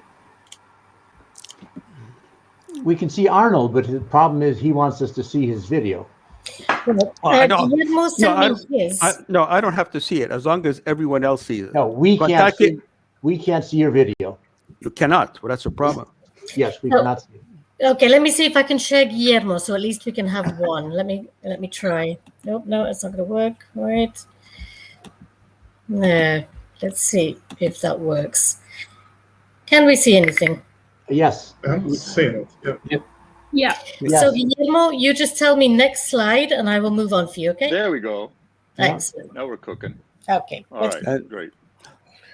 All right. So, muchas gracias a PAR y el Conjunto Tropical de la Universidad de Nottingham por la invitación para compartir este panel con amigo Arnold y los compañeros de la Universidad de La Habana.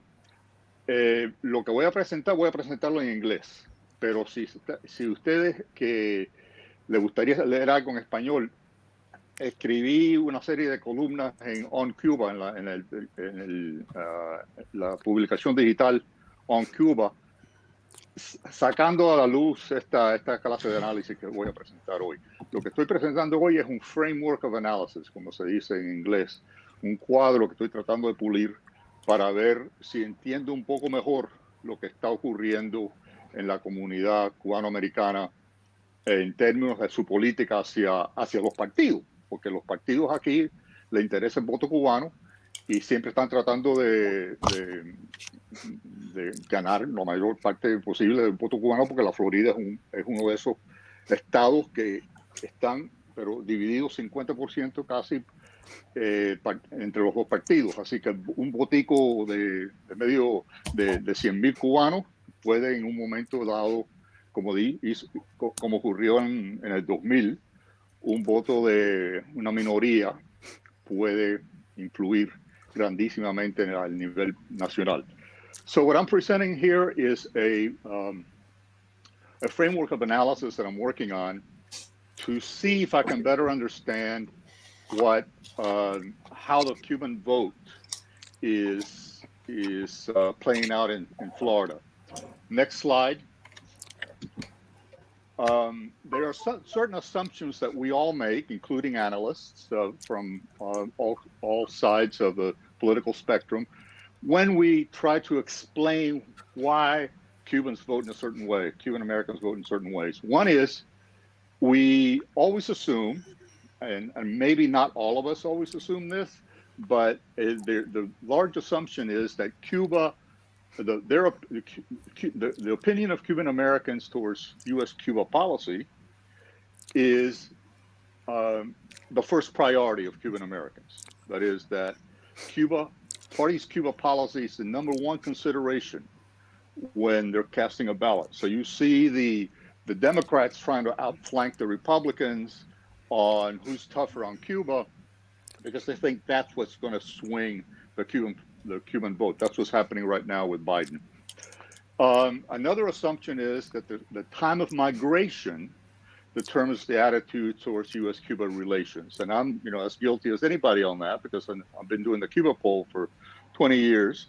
And we do see these patterns that that show that the most recent arrivals until the last 10 years, that's not the case, the last 10 years, that's what's made me want to rethink all this. In the last 10 years, most recent arrivals have not been more liberal and more engagement prone, supporting engagement policies.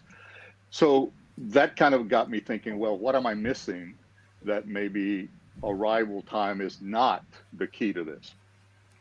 The third assumption is that Cubans are naturally Republican because foreign policy concerns are their number one issue, see above. And that this all goes back to this idea that Cubans are Republicans because Kennedy betrayed the Playa Girón invaders by not providing air cover, and therefore after that Cubans have been, in the Republicans' pockets. The other assumption that we make is that second and third generations exhibit more bipartisan behavior.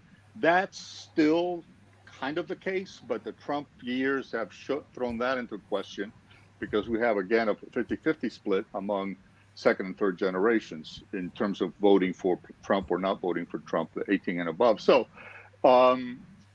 everything is up in the air right now. So the implicit assumption is all this is that the influence of the attitudes of Cuban Americans is kind of all influenced by other Cuban Americans, that we are looking at Cuba or we're looking at each other, or that, and that's what's really influencing Cuban American attitudes towards U.S. foreign policy, whether they support the embargo or against the embargo, or one engagement or not one engagement.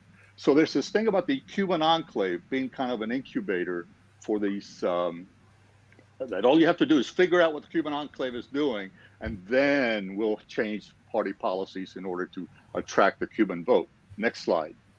We're going to go faster now on this one. Now, both parties are trying to understand how to mobilize the Cuban vote. And how they do it is that they take polls, and I'm sorry, usually my presentations are full of charts and data and all this stuff, but this is more in a framework, right? So what parties do is that they take polls and they say, all right, how does the Cuban American population feel about U.S.-Cuba policy? They don't ask about work issues. They don't ask about gender issues. They don't ask. They care only about the Cuban American U.S. foreign policy, the Cuban American attitudes towards U.S. foreign policy towards Cuba. And then these polls are used to pinpoint exactly how Cubans are feeling. I get calls all the time by folks trying to figure this out. How do the Cubans feel, and how can the Democrats appeal to how the Cubans feel? The erratic ideological shifts where, during Obama, everything was kumbaya, and let's open up engagement policies. And then now the Trumpian swing, these things seem to be irrational Cuban things, right? We don't have an explanation for them. And this is what I'm trying to kind of look at it differently now. So in the way that we've been looking at Cuban votes and the party relations to Cuban Americans,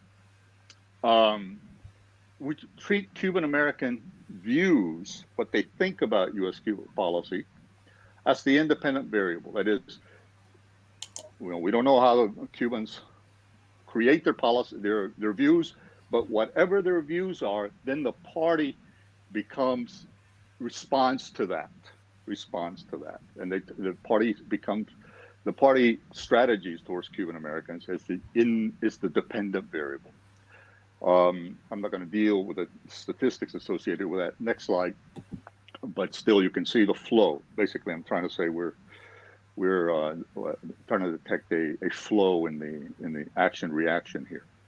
So I think that now, and I've started looking at this because I'm scratching my head too. I mean, once you think you understand what's going on, then Trump comes along, right? And things change dramatically in a very short period of time. So I have to look for some reasons for that. I mean, that's what we got to do. What I suggest now, what I'm doing now, is that I'm shifting the analysis, and I'm looking at party behavior as being an independent variable, something that actually the party engagement with the Cuban American community kind of establishes a the ideology of the community. And I'll get into why I'm beginning to think that in a second.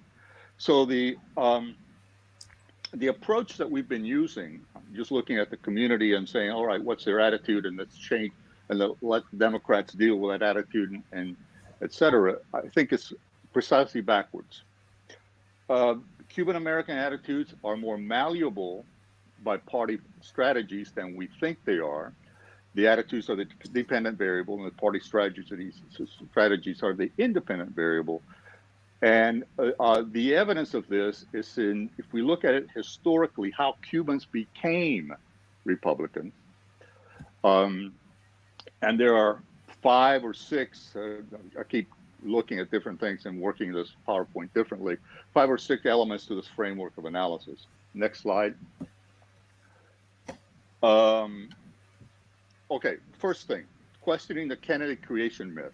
It's common knowledge that what I just said, Kennedy's refusal to provide air cover really turned the Cubans against the Democratic Party, and that ever since then, Cubans have been focused on the Republican foreign policy agenda, and therefore are Republicans. But you know, there's not any empirical evidence for that. Once you look through the record, this is what you find. Number one, the first 2 decades of the Cubans after 1959, Cuban Americans not even becoming Cuban Americans yet. They didn't become Cuban Americans in 1980. When you do a search of the Miami Herald, talking about Cuban residents of the county, they talk about Cubans.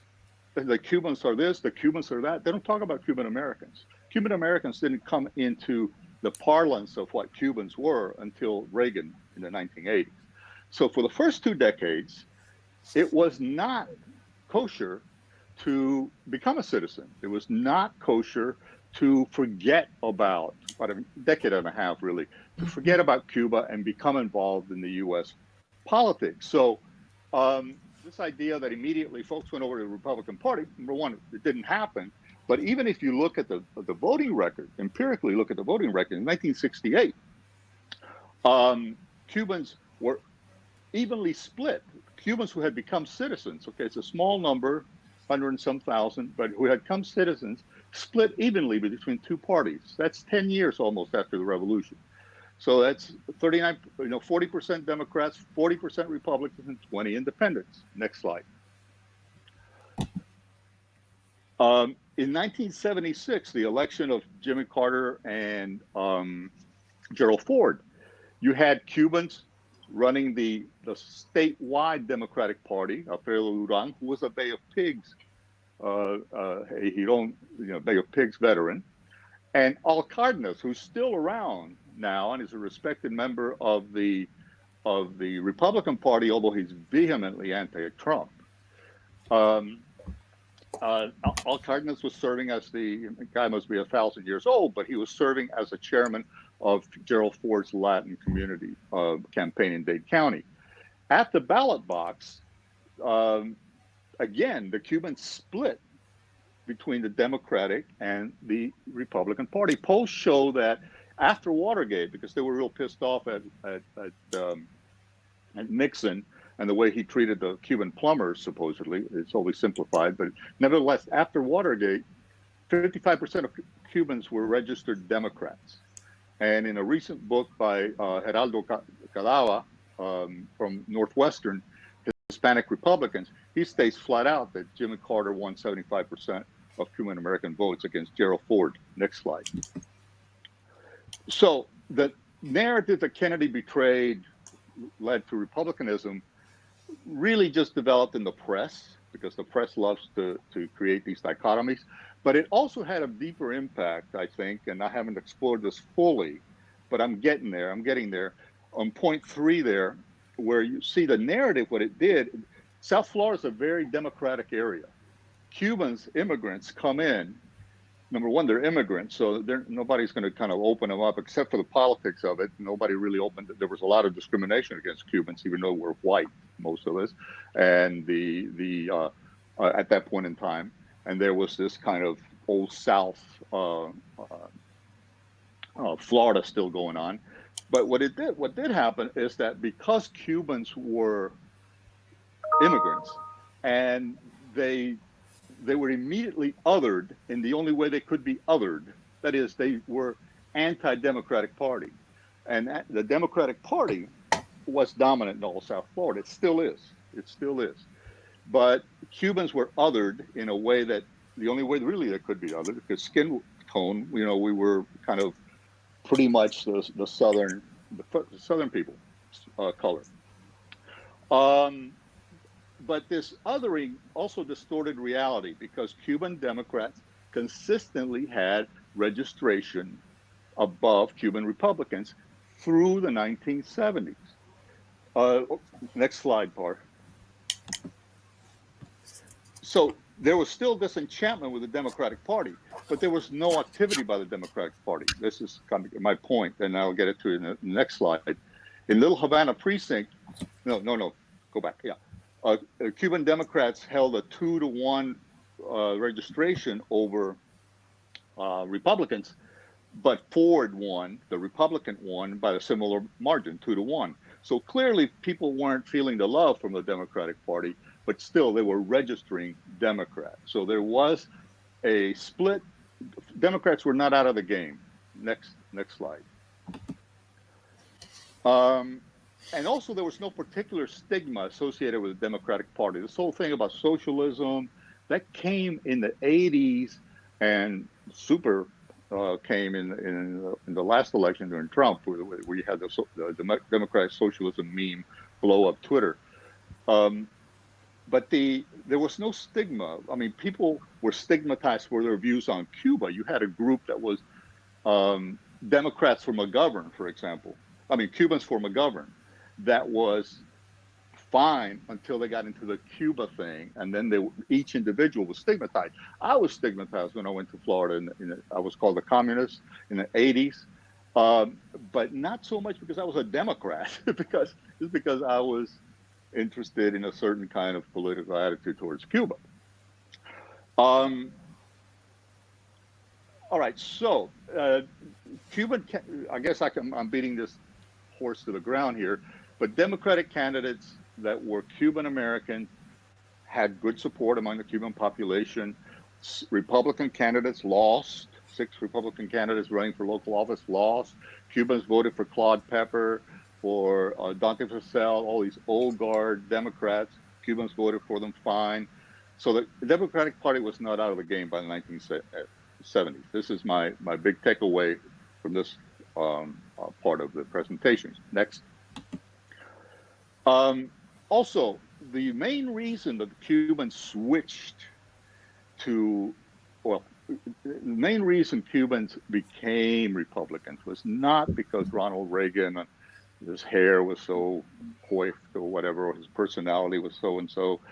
It's because the Republican Party had a strategy of party building in the late 70s and through the 80s of identifying Latinos in the United States that could swing Republican. And they particularly looked at areas where there were a lot of Democrats and few Republicans, and the Latinos were Republicans, so they could cut down the percentage of wins by the Democrats at the state and national level. They wanted to increase Republican votes because that matters at the state level. You elect governors that way, and at the national level. They don't really care about the local level. So they focused on Latinos throughout the country, not just in Miami. But Miami, next slide, was a particular hotbed of talent. You had a lot of folks that were very well educated, had relations with, knew about the United States system because of their bourgeois background in Cuba. They also had a horse in the race. They did care about Cuba. They did care about what Washington did in Cuba. So they entered politics as perhaps trying to influence foreign policy, but mostly to gain power. And you had a bunch of people that that went into the Republican Party and not the Democratic Party. But the one example that I want to, that shows you the dynamics at that point in time, is the Lincoln Diaz Balart example, which is the last example that I have there. Or let me say too that Republicans were not a majority in Florida at that point. They didn't become majority until 1995, but they worked the base. They worked the base. They were very well organized. The Democratic Party was not well organized, even though they had all the power in the world. The entire South was a Democratic stronghold during that point in time. Lincoln Diaz Balart got into politics. And if you don't know Lincoln Diaz Balart, Google him, because he's an important character in the Cuban American story. And he went into politics as a Democrat, lost to Humberto Cortina, see the guy on the first point up there, in '82, and switched parties in '85 after trying to get the Democrats to support Cuban candidates. The Democrats walked away from that challenge, and his family, I think, kind of was one of these influencer families. They had the pedigree of, his uncle, his aunt was married to Fidel. His father started this Rosa Blanca party when he left Cuba. He was a Batistiano, but he left Cuba. He really had the pedigree to take that Democratic Party's foreign policy agenda, or the Republicans' party public policy agenda, off the table as an issue, and focus more on local issues. Next slide. So you have about 5 minutes. Okay, we'll go through it. All right, so the other thing is that Cuban American Republicans reached out to the working class. Lincoln Diaz Balart, I was around during that period of time, a director of a labor center. Diaz Balart and all those Republicans that were in Tallahassee went to labor union meetings. They knocked the Democrats right out of the working class game, and which is hard enough for Democrats to get into anyway. I mean, we think about the Democrats being a representative of the working class, but that's really in the U.S. context, and the parties are very, very close to each other on certain issues like that. But they reached out to the working class base and made the Cubans aware that the Republicans were interested in working class issues. They didn't talk, and none of these foreign policy, none of these labor union meetings did they talk foreign policy towards Cuba. They talked wages, they talked benefits, they talked unionization, etc. Next. Now, it's not because I'm saying this that I have a question. It's because Democrats during that period of time were saying, hey, man, we're here. We're Democrats. We're Cuban. Help us. But the Democratic Party did not respond. Democrats have basic attitude problems. That's a Democrat banker, Maria Elena Torraño, who ended up being selected by Carter to serve in his administration, came back to Miami and said, okay, what can I do? The Democrats didn't respond. And there's a whole lot of information on how she tried. She's one of these people that really tried to get the Democrats to turn around. They did not. Next. Now, one thing that's very important, and I hope I can do this while finishing under my timeline, is that in the 1980s, and it's hard to imagine now, Cubans were very alienated from everybody. You had Mariel, you had Cubans being called Cubans, and there was no sense of belonging. The communities were split. The blacks hated the Cubans. The Anglos hated the Cubans. Everybody hated the Cubans because they were taken over demographically, and so there was an English ordinance against Spanish being spoken. Mariel there were a lot of polls showing that Cubans and Haitians were the least liked group in the whole United States. And so Cubans were very, very isolated. Next. To the point where in 1983, the Miami Herald felt that it had to kind of introduce Cubans to the entire community. There was a series of articles in the Sunday magazine talking about introducing the Cuban American elite to the most powerful people most Miamians never heard of. Mas Canosa was on that list as somebody that people did not know, but was very powerful. Mas Canosa became a citizen of the United States in 1981, by the way, right after the creation of the Cuban American National Foundation. Next. Next. So the Republican Party comes in and serves as an integrating force for Cubans who were very, very alienated, and they were welcomed into the Republican Party. So it was kind of a perfect storm. Next. This idea of Democrats are easier on Cuba? No. Democrats have never been easy on Cuba. There was a more chance. So it's a mistaken idea that Democrats are easier on Cuba in terms of foreign policy. Most belligerent military attacks on Cuba took place under Democrats. You have the Tirón, you have the terrorist militias of the 1960s. The Cuban American National Foundation gave heavily to Bill Clinton to the point where he supported the Torricelli Act before the Republican Party supported the Torricelli Act. Next. Anyway, I could go on into that, but let's just keep moving. On the other side, Reagan tried several times to get Fidel to join the Western Hemisphere. He sent Secretary of State Alexander Haig to meet Carlos Rafael in Mexico. Bush didn't support the Cuban Democracy Act until after Bill Clinton did. So the Republicans and the Democrats until Obama, when he changed the rules of the game,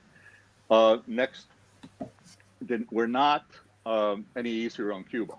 The bottom line on this is that Democrats have to step up. The leadership of the party matters to Cuban Americans. And by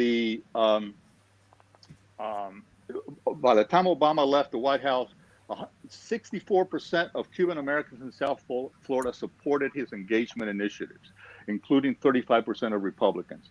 You can look that up, Cuba poll of 2016. And the next slide will show you what I mean by that. Empirically, these are two, the red line is support for the embargo. The blue line is support for diplomatic relations. We've been doing the poll for a long time. This picks it up during the second Bush administration. But if you stretch that back, which I do in the narrative of this, you see that even during Clinton, you had support of the embargo sky high, then it settled in at 6% through the Clinton years, and then it went down. Look at what Obama, when Obama started changing the rules of the game, support for the embargo went down and diplomatic relations went up even before he actually established diplomatic relations. Next.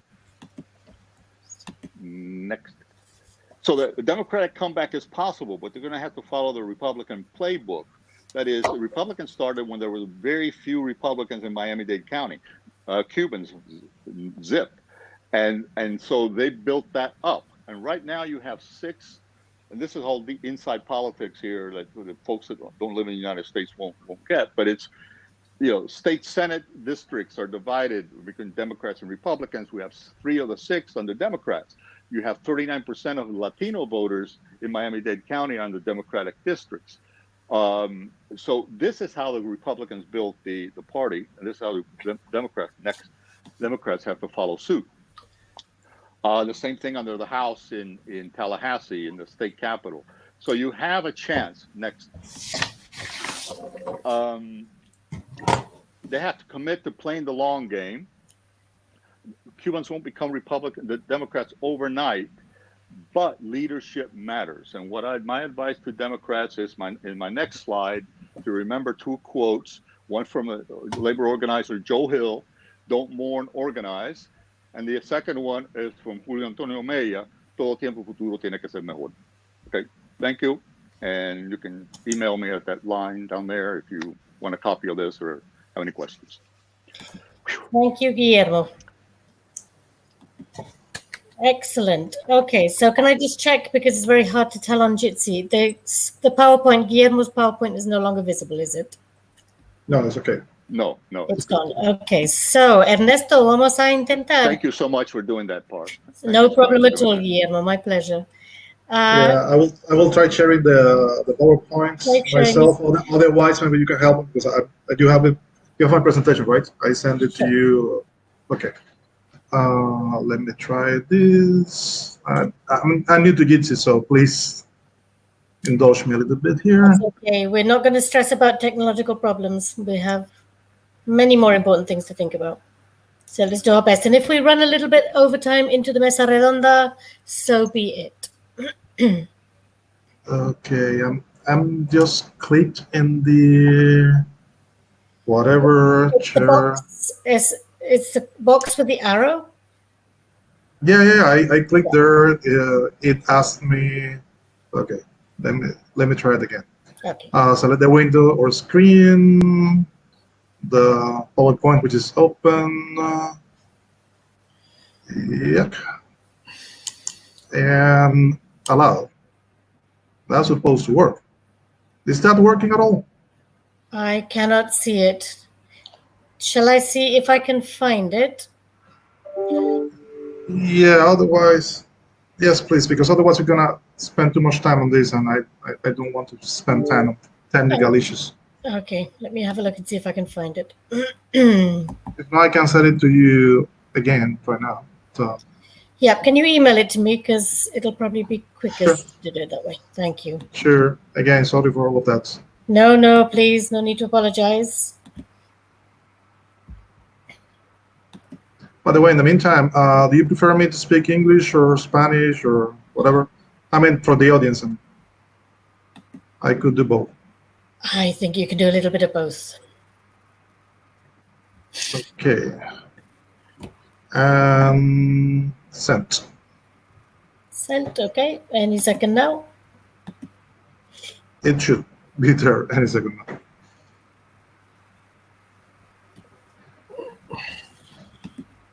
You get it?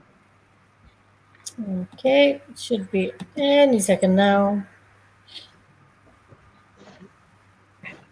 Well, while you put it on, I will be.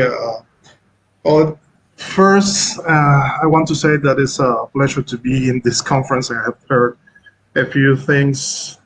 Presentations that are really interesting, and also what I'm going to be presenting here is on a topic that have been debated at large, but I think it's never enough, because the blockade and all these different components, even when so apparently well known, is not as well known as it should be regarding its many specific aspects, especially how it has evolved over time, and in particular for the last 4 or 5 years, in which some of these components have been, I will say, expanded and renovated. One thing that I also want to say is this is part of a much larger research that includes a number of colleagues from the University of La Habana and some colleagues abroad. And this particular paper is going to be published as part of a book on, thanks. This particular paper is going to be published as part of a book on sanctions that I think is going to be published by Cambridge University Press. It's compiled by Joy Gordon. Should be coming out next year or so. And as far as I know, there will be a number of interesting articles, not only about Cuba, but it's about sanctions in a wider sense. So let's go to the presentation per se. Well, title is Blacklisting United States List and the Implications for Cuba. Why this? Please, next slide. The problem is that we have to understand that what we are living now when we're talking about the blockade is not what it was in the early times. I won't go into details, but the blockade, and by the way, there is a debate on the title, the designation for the phenomenon itself, which is blockade or embargo, whatever. It has to do with definitions on both sides of the strait, and also have to do with definitions about embargo and blockade and what they mean under the international law. And that is not the most relevant part, but it's important to be taken into consideration, because on the American side, the usage of embargo is not only about the definition that is in use in their own legal system, but it also have to do with the fact that blockade will be understood as an act of war, which they have been trying all the time not to show to the world. And that's even when the when the missile crisis and all of that, they avoid using blockade, the naval blockade that actually existed. But as you know, the blockade/embargo, whatever you want to call it, began actually in 1959, but it evolved in the following few years by adding additional regulations from the early ones that came from the usage of a number of existing laws and system regulations, especially the Export Control Act, and later the application of the Trading with the Enemy Act, until in the 1990s they passed the two laws, the Torricelli Act and the Pendleton Act, that were specifically for Cuba, which interestingly, when in 2000 they passed a new legislation reforming trade sanctions and improving, as they call it, trade sanctions. There were specific clauses that specifically excluded Cuba from certain aspects of that law that would allow for a lifting of sanctions in the specific conditions, et cetera, based on these two previous laws.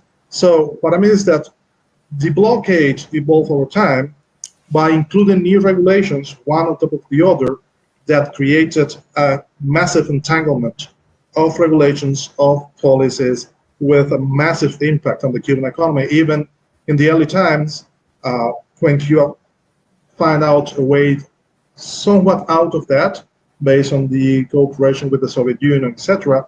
But of course, since the 1990s onward, the situation changed, and there was no longer Soviet Union. So this blockade and this policy and different components became even more important and more present for Cuba.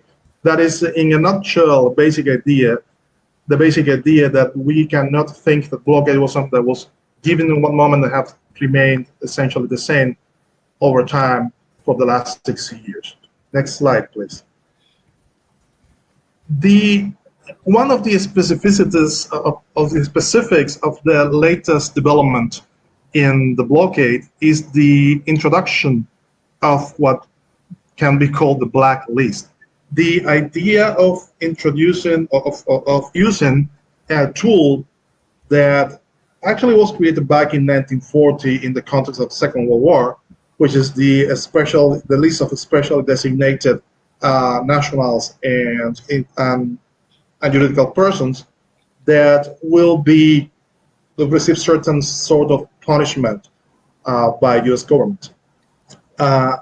This is part of something that is not specifically for Cuba. This is part of, we'll say, a new generation of sanctions used by the United States and other actors in the international system, which is part of what they call the targeted sanctions, which are supposed to be, according to some of their supporters and promoters, more humane because they don't attack an entire population, but specific individuals and groups and organizations that are the ones that are considered to be harmful for certain reasons, either for their criminal behavior or because they are rogue organizations of some sort.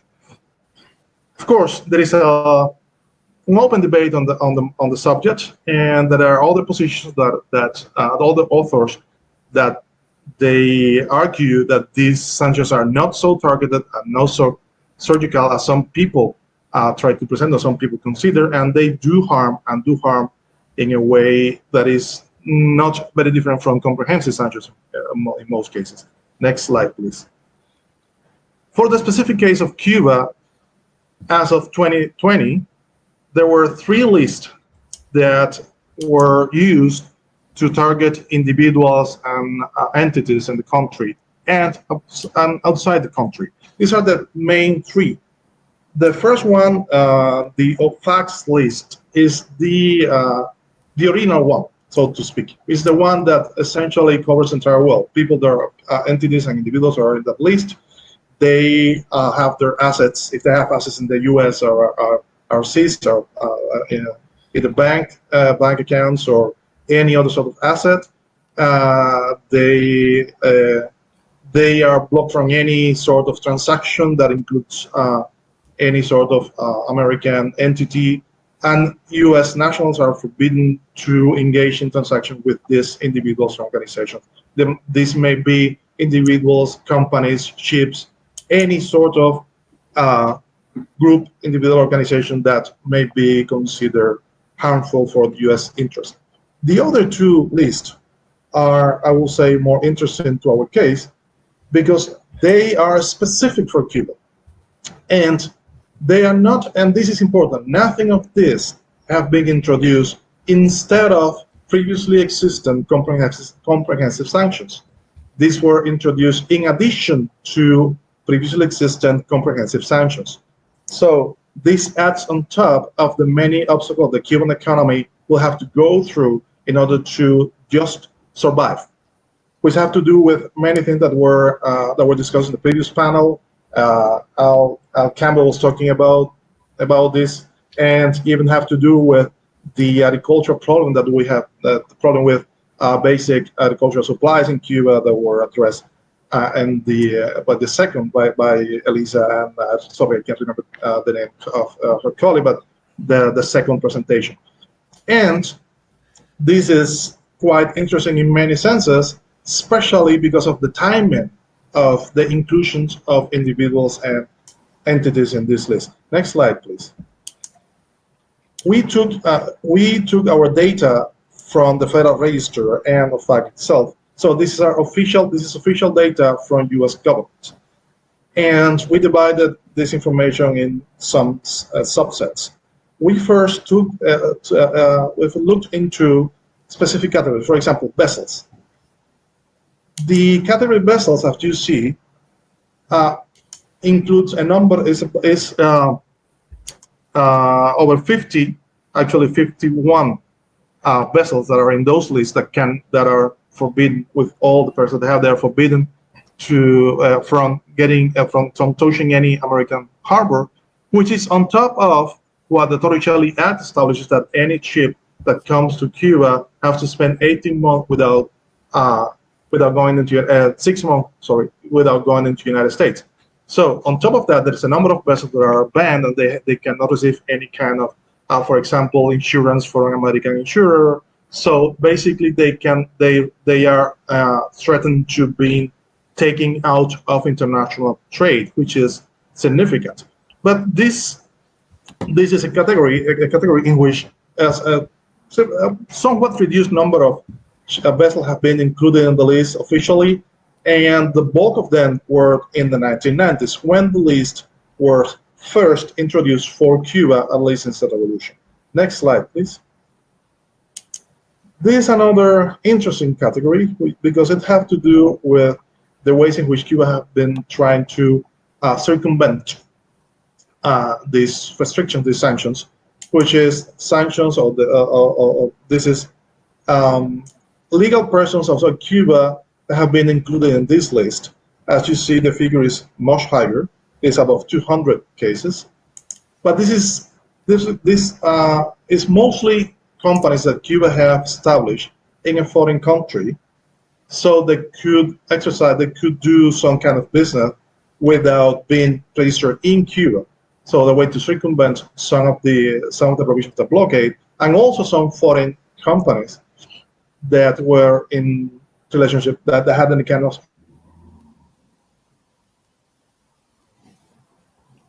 Oh, Ernesto, have we lost you? Ernesto?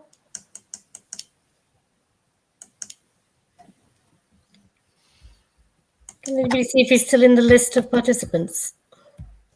Still there. Ernesto. I think his connection might have dropped, so I can't see him there. No. Oh dear. He seems to still be in the list. He's on the list, but... Yeah.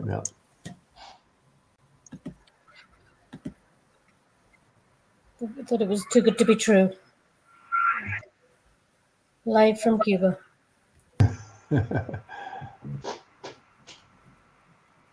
Are you there, Ernesto?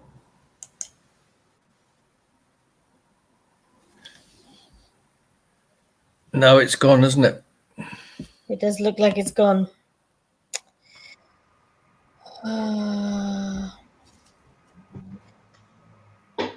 You are still here, okay. It's saying that your microphone is off. Maybe you want to leave the meeting and come back in?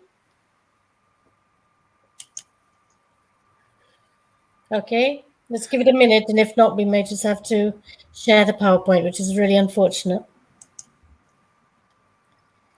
Fingers crossed. A rezar todo el mundo.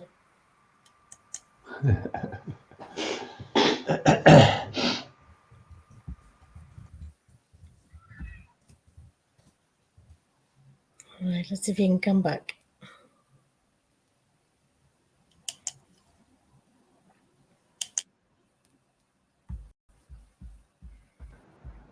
Can you hear me now? Yes. Okay. So where were we? We were legal persons, but keep going. Okay, so let's go to the next slide, please. And another category which is also interesting is natural persons. These are individuals either in state positions or in other kind of official capacity that are included in those lists. Therefore, they are banned from entering the United States, and the assets they may have will be seized. But more importantly, they are excluded from any sort of negotiation with American authorities or companies, or therefore, they are technically in any institution that they will be represented will be excluded through them from these negotiations. And again, even when the figure is a little bit lower, you can see that the bulk of those individuals were listed earlier, but not in the 1990s, but in the second round of these listings that were during Bush administration. The 1990s, Clinton administration, the 2000s, Bush Jr. administration, Bush 43, or Little Bush, if you want to call him, administration, which, as you know, introduced or passed several executive orders that were really harmful, especially with the banning of the uses of dollars by Cuba in any transactions, which added all of this. It's not any new blacklisting, but actually is a totally comprehensive sanction in itself, but have huge implications. And even President Obama used this tool in particular when he added a number of individuals, which, by the way, in the case of Obama, some of these 12 designations are not exactly individuals, they are entire organizations that were included in the blacklist during his administration, which could be understood as a way to show that he was still punishing people that were guilty of oppressing Cuba, etc., you know, the ways in which these have been represented. But, next slide, please, which I think is the most interesting, is what has been happening in the last few years. Trump administration came and made use of this tool, this listing, in a way that it hadn't been used before. In particular, his administration created the other two lists, not the FAC one, but the specific Cuban list, or list for Cuba, in 2017, and from that moment onward, those were the weapons of choice in his actions, I will say, against Cuba, and in particular, the listing of entities in Cuba, which, as you see, prior to 2017, there was a reasonably low number, but since 2017 onwards, that number increased. When we go to, next slide, please, to the other list, you see the figures are even higher. And if you look into this particular chart, this is between 2018 and 2020. And the vast majority of them were listed in 2020. This is in the midst of the pandemic. Over 300 Cuban entities were listed. And what are these entities? These are all types of economic actors, state-owned enterprises, the units within state-owned enterprises. It goes from state-owned holdings, from GAE, the Grupo de Administración Empresarial, which is the biggest holding in Cuba, all the way to specific hotels. Hotel Nacional is in this list. And this is particularly relevant given the size of the Cuban economy. We're gonna try to place that into perspective. We'll put that in perspective in a few seconds. So, next slide, please. When we look at the history, we look into the history of the usage of lists, of the blacklist against Cuba, we can see that after an initial push by Clinton administration, they were used much less by Bush 43, even less by Obama, and way more by Trump administration. And even the composition of the entity of the specific persons, juridical or either legal or natural, that were listed is different between the three of them, between the four of them, with, in the case of Trump, very clearly, actually almost all of them, if not all of them, are economic entities of some kind. Next slide, please. Ernesto, can I ask you just to take 2-3 minutes to conclude? Yeah. It's we are going to wrap up a little bit. Great. There's a few ideas that I think are interesting. There are at this moment, this remain the same even after Biden. 583 entities in Cuba that are in this list. Most of them state-owned companies. Just to have an idea of what that means, by 2018, the last figure official, the new yearbook is just out and it's not included here. Of economic relevance, there were only 1,485 state-owned enterprises in Cuba. So even if just half of those 583 were state-owned enterprises, they will still represent a significant percentage of the Cuban economy, given the relevance of the state-owned enterprise in Cuban economy that is over 75% of GDP. I know that Campbell doesn't like GDP, but it's the one that we have right now. And if we compare it to China, for example, OFAC list included only 135 Chinese companies, in spite of the difference in the conflict between the two countries. I mean, China and the United States. Next slide, please. And over 50% of those were listed in between June and September 2020. And that includes some of the most important and socially impactful of those companies. The biggest example, the best example is probably FinCimics, which is not only a major financial institution in Cuba, is the one in charge of processing remittances, which have a huge social impact. And these have a significant effect beyond those that are listed, because there is what they call a chilling effect. So a lot of other potential counterparts, they refrain from entering any kind of business with Cuban company because they may be subject to sanction, even if that company in which they will be maybe interested might not be in those lists at the time. But it's hard to navigate. Please go to the next slide. I will go quickly on that. So there is a few ideas that are important as wrapping up this presentation, which is a little bit bumps and all of that in the way, but it's okay. Which is something that I said from the beginning. These blacklists are not an alternative, but an addition to already existing sanctions. So we have to think that this comprehensive system have included other tools that go more into details, but they just add, they don't change the nature of the blockade itself. If something, they made it even worse, especially in the circumstances in which they have been introduced. This also allowed Trump administration and other politicians to show to the people that they were acting regularly in Cuba by introducing a number of entities and individuals in this list in different moments. At some point, it was weekly that they added individuals and entities to this list, so showing that they were punishing Cuba, again, even in the midst of the blockade. And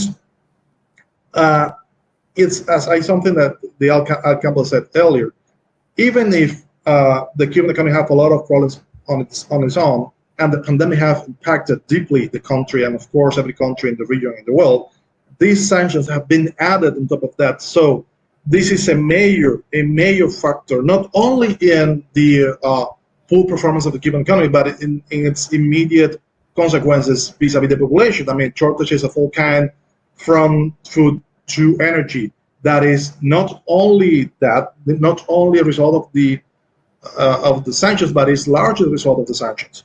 So I will say that it's impossible to understand what is happening in Cuba, in its economy or in society right now and for the last few years, without understanding not only that there is a blockade, but the dynamics of the blockade and the ways it have been changing. And in some moments, every week it changes. So it is hard. There's a very high level of uncertainty. And if we go to next slide,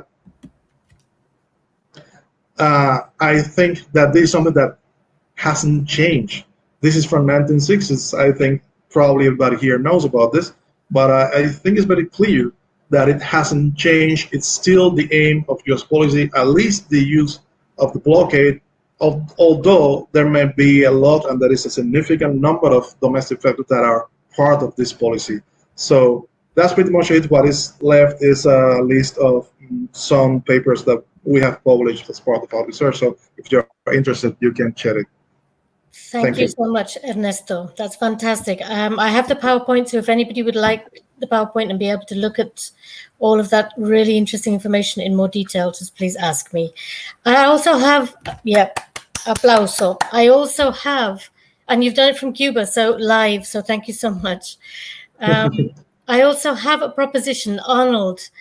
I think rather than put you under pressure and put us all under pressure, there is a slot, if you don't mind, because I know that you wanted to invite your Cuban journalist colleague, but there's a slot tomorrow in the first panel where we could fit you in and you could have your place in the sun. You could have your time in the sun rather than try and squeeze you in, because I don't think that's fair on you. It's entirely through my error. It's just as well I'm not an economist, I think.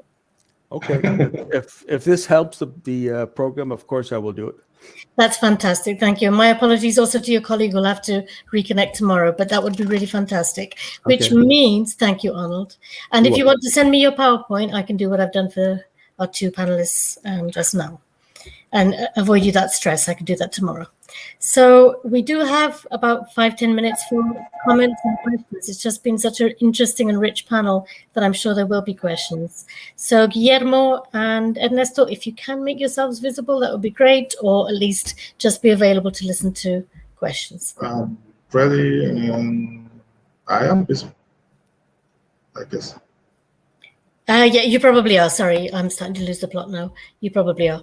Yes, there you are. I can see you. Okay, scrolling down the list. So questions or comments for Ernesto or for Guillermo? This is where we say we're going to make time for that, and then there are no questions or comments, right? So let's see. I do have a question for Guillermo, if he doesn't mind. Please, Ernesto, go ahead. Yeah.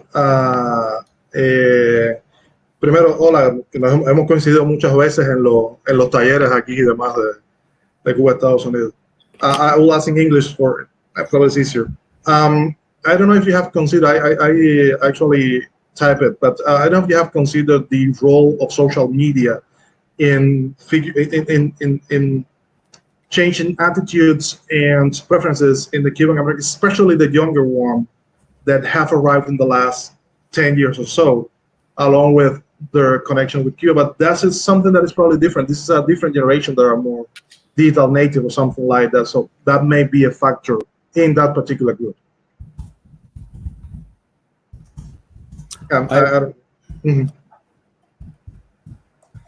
Yeah. So. Can't hear you, Guillermo.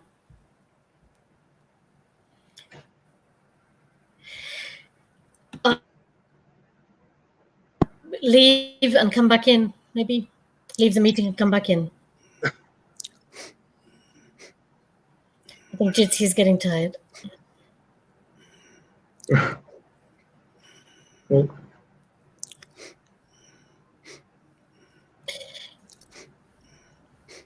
Guillermo, do you want to try? Just if you, there we go, he's left. I'm worried, Par, at the ease with which you expel people from the meeting. They're being purged as we speak. I'm taking my cue from Keir Starmer.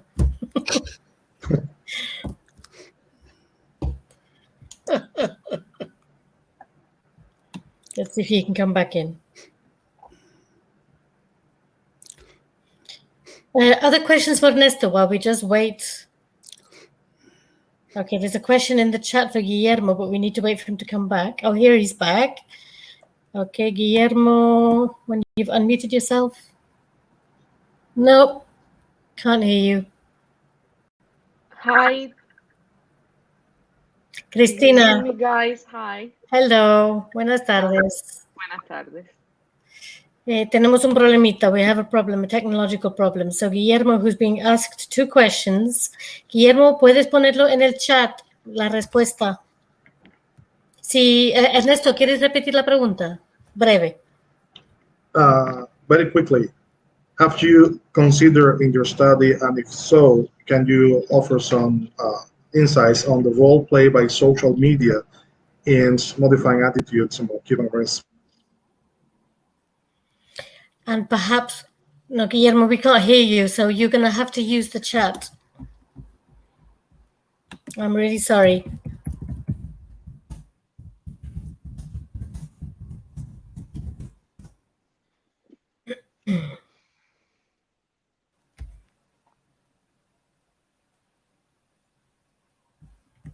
No sé qué pasó.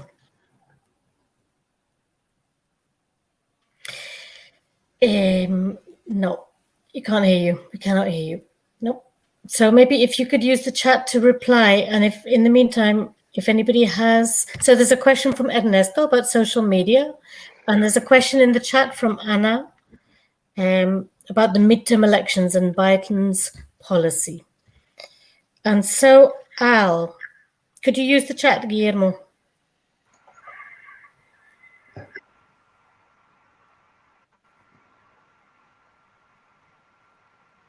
Al, do you want to go ahead? Because Guillermo.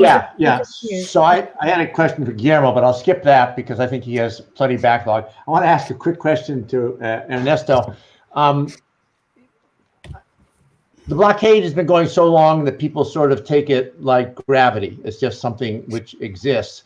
And people refer to how many new acts were passed under Trump, and now we can start referring to how many have been passed under Biden.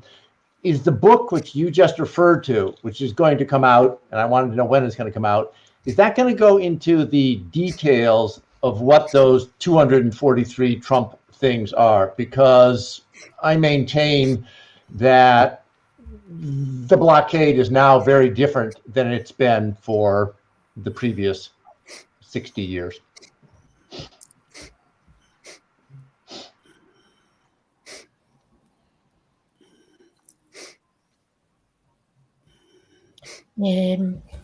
Ernesto, ¿estás ahí? Did we lose him too? Yeah, I think his connection's bad at the moment. Okay, Al, I'm really sorry. You maybe will have to put your question to him in the chat and we can send it on. Sure, that'll work. That'll be good. So I think Jitsi is just starting to get really tired. We're going to do our best. So any last questions? So we have, we can use the chat. Guillermo can't reply. Ernesto can't reply, but we can use the chat. I would like to thank them both. They've been really interesting papers. And just to remind you that Arnold will be giving... I'm back here if you can hear me. Go. Okay. Go. Okay, regarding your question, the book is due for next year. It's about target the sanctions at large. It's not about Cuba. There's a couple of chapters about Cuba. Ours is one of them. It's only, we have only 5,000 words to do all of that. So you can say from the get-go, that there will not be too many details. However, I agree with you that blockade today is significantly different from what it was just 10 years ago, not let alone 20 or 30 years ago. And this part of the nature of the blockade itself that I was trying to point out, that it has been changing over time. It's not the same thing, something that is a given thing that doesn't change, which, by the way, have made its way into some analysis in the academia, the idea that the blockade theory doesn't change, so that you just take it out as a, I will say, as a constant, when actually it's a variable, and a very complex one at that. So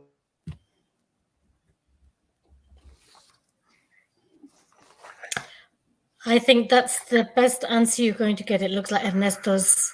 That's very good. He just snuck it in before he went dead, so that was good. You did. Okay, I think rather than tempt fate, we're going to say thank you to both of them.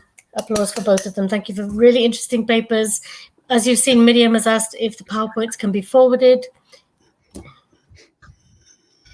Yes, the PowerPoints can be forwarded. So anybody else, please just email me. I'll keep reminding you about that during the next few days, but email me if any of the written papers or the PowerPoints can be sent on to you so you can look at them at your leisure. They'll all be available in some shape or form on YouTube, of course.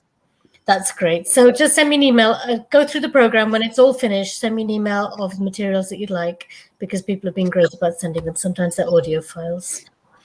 I'm just going to read out Tony's comment to Ernesto and Al.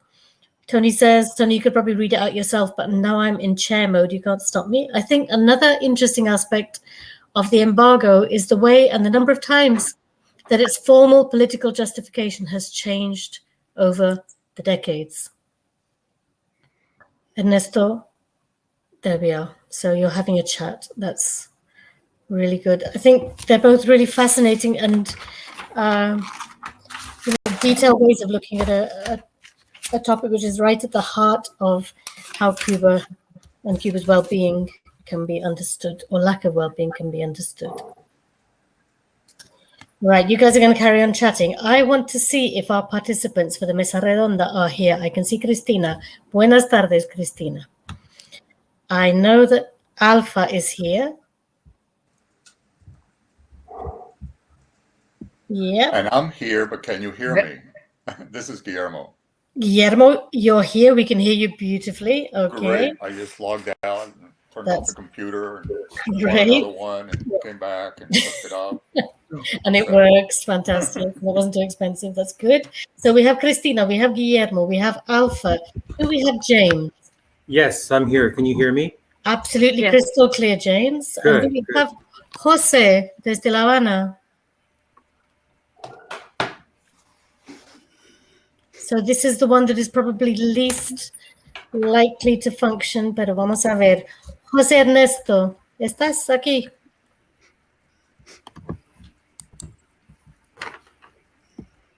Okay, I guess we will wait for, there's somebody called Fellow Jitster. I'm trying to figure out who that is, but it doesn't matter. We have 4 out of the 5 participants, which I would say is a pretty good collection of participants. Since Jose is not here, we can do it in English, if that would be better. Yeah. Christina, you're happy with that? I know you are. Yes, it's fine. It's excellent. Fine. Okay, that's great. So the reason behind this round table is, I guess, for all of us to reflect and for our panelists to reflect on how difficult it has been to be Cuban, but also how difficult it's been to think about Cuba, to work on Cuba, to be in contact with Cubans over the last 10 months or so. Clearly, from the beginning of the pandemic for all of us, but especially in the last 10 months where there seems to have been quite a concerted campaign to draw a particular picture of Cuba. And I speak for myself, and I'll be very honest about it, as a teacher of Cuba, as a teacher of undergraduates on Cuba who know very little about it and who are very much influenced by what they read in social media, what they see on YouTube, what they might find in the newspapers, which is often not so authoritative or credible. It's very easy for them to come up with a particular assumption about Cuba, and it's very difficult for us as educators to try and refine that vision. And I have found myself in the course of teaching at the beginning of this year when things were happening, and we asked our students very innocently to give presentations on Cuban culture, that a group of students who were doing their presentations on hip-hop had found Patria y Vida. They'd found a song, and they were holding it up as an example of how the Cuban system has crumbled and how it is a question of genocide. And you could see in their faces that it didn't really compute with the vision of Cuba that we had taught them over the course of the module. And I found myself getting quite emotionally involved in the whole topic.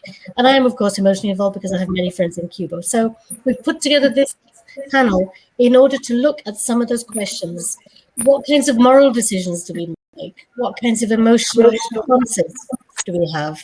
What kinds of political minefields do we have to negotiate when we're working on Cuba, but especially when there is a situation that appears to be so tense and so divided across the media. There's lots of interference from me, so I'm going to switch off my microphone and see if that works.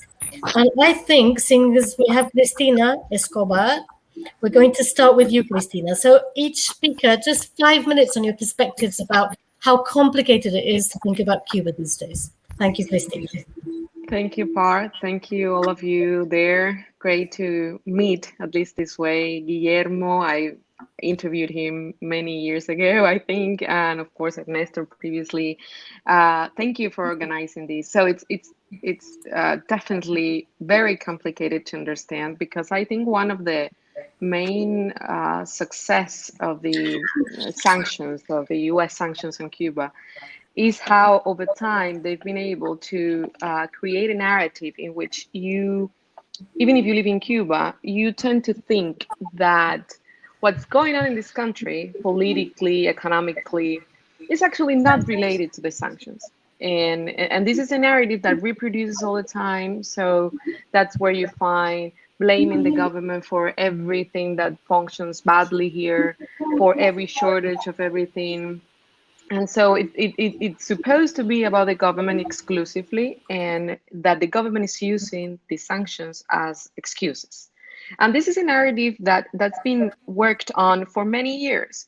Now, more recently, the amount of resources and time and efforts dedicated to construct, to build on this narrative on social media, using artists and groups of people who have been, let's say, losers in the process of the social benefits of the Cuban Revolution and the current social programs. I'm talking about neighborhoods in which there are families with low incomes, Black people. So neighborhoods, by the way, one in which I was born in, I remember my parents were the only college graduated people, like in the entire, I don't know, a mile around my house. So it's an example of how there are spots of inequality, and these groups of people, these neighborhoods, also people of color, these have been instrumentalized. So they're weaponized against the government. And there's a lot of resources put into that in a context of combined crisis in this country, with the absence of the historic leadership of Fidel Castro and Raúl Castro, who, of course, gathered a lot of consensus around themselves, and internet connection, which is cheaper every day and it's more accessible, and the coverage is growing every day. And this combination of factors created the conditions of July 11th. It's hard to explain, and I know I have only 5 minutes and I'm already over that, I think. But what I think is that you can't miss a couple of ideas. First of all, who is to blame for what's going on in Cuba? And definitely there is a huge part of that pie that is related to the US sanctions, and that anything that happens here is impacted or mediated by the sanctions from the United States. Then there are many internal challenges, political challenges, economical challenges, mentality, cultural. There are many challenges inside, which, by the way, many of them haven't been addressed properly, because the narrative is that if you openly talk about your problems, then the enemy is going to take it. And this mentality of the besieged square is something that has been reproducing for many decades and has created a lot of damage. That's why I do think that any political evolution that happens in Cuba, any kind of political dialogue that happens in Cuba is mediated, it has in the way what's going on in the United States. And I do understand what you're saying. If you're looking for hip hop, for example, which is usually a genre of resistance, then suddenly you find Patria Vida. And these are people that are making a lot of money and are using this as a platform. So again, the industry of being against Cuba is paying off, and with very high salaries. And this is something that Trump's here made more enforced in a way alongside the sanctions itself. So it's definitely a quite complicated situation that we're living in. And I do believe that these spaces are great to, in a way, understand and listen to each other, essentially, because traveling is so hard. But definitely it's crucial to understand and to not see this in black and white and see the colors in between, because it's essential. And in the end, even if you listen to, you need to be, at least that's how I do it. Sometimes I have a criticism towards the Cuban government actions, or I criticize how some artists are behaving after July 11th, or I always believe that the most important thing and the aim, at least for journalists and for Cubans who are patriots and care about the home country, is who is the main victim of a policy of sanctions and who are the main victims of this. And it's the Cuban people, it's the everyday common Cuban who is struggling with the pandemic, with a shortage of food, of medicines. And this is the person that you have to find. Is Patria Vida helping or giving voice in any way to these to these people? Of course not. And that's why the connection is so important, to connect each other in a meaningful way, not connect on, not being online, but connect meaningfully, so to understand what's going on in Cuba. Thank you. We'll come back to you in a while, but we'll make sure that everybody introduces themselves. So just going down the list, can we go to James now? James Buckwalter Arias. Yes, thank you for inviting me. My name is James Buckwalter Arias. I'm in Indiana. I teach literature and language in Hanover College. I think Par mentioned the word struggle when she introduced the roundtable, and I relate to this keenly, because the conversation after July 11th has developed for me more than anything else on social media. I don't live around Cubans and I don't live around Cuban academics. So this has developed on social media, and it's been intense. In particular, the way that the narrative, especially among the Cuban diaspora, gets told about global leftists, right? My background is in literature, so I'm attentive to discourse and to ideological analysis. And the language that existed before the July 11th movement, which I think a lot of us have heard, right? Armchair communist, first world leftist, la izquierda global que cacarea. There's a very denigrating and una actitud de menosprecio, right, towards the global left, and I've been really struggling with this. And this, again, this goes from before July 11th. We see this kind of language, this rhetorical register when many Cubans, especially in the diaspora, talk about the global left. You see it in Reinaldo Arenas, Los Comunistas de Lux, or you see it in Lorenzo García Vega, or you see it in Antonio José Ponte, or you see it in Iván de la Nuez with his book Fantasía Roja. Apparently we're all involved libidinally in this Fantasía Roja. You see it in its kind of most florid, maybe most paranoid expression in a recent novel by Orlando Luis Pardo Lazo, where which is called Espantado de todo me refugio en Trump. So it's been intense, but on the other hand, I'm also trying to listen to that language, partly because in spite of the hyperbole and the caricature and the stereotyping, I'm also listening for elements, potentially valid elements. And there were two texts that were written after the July 11th protests that really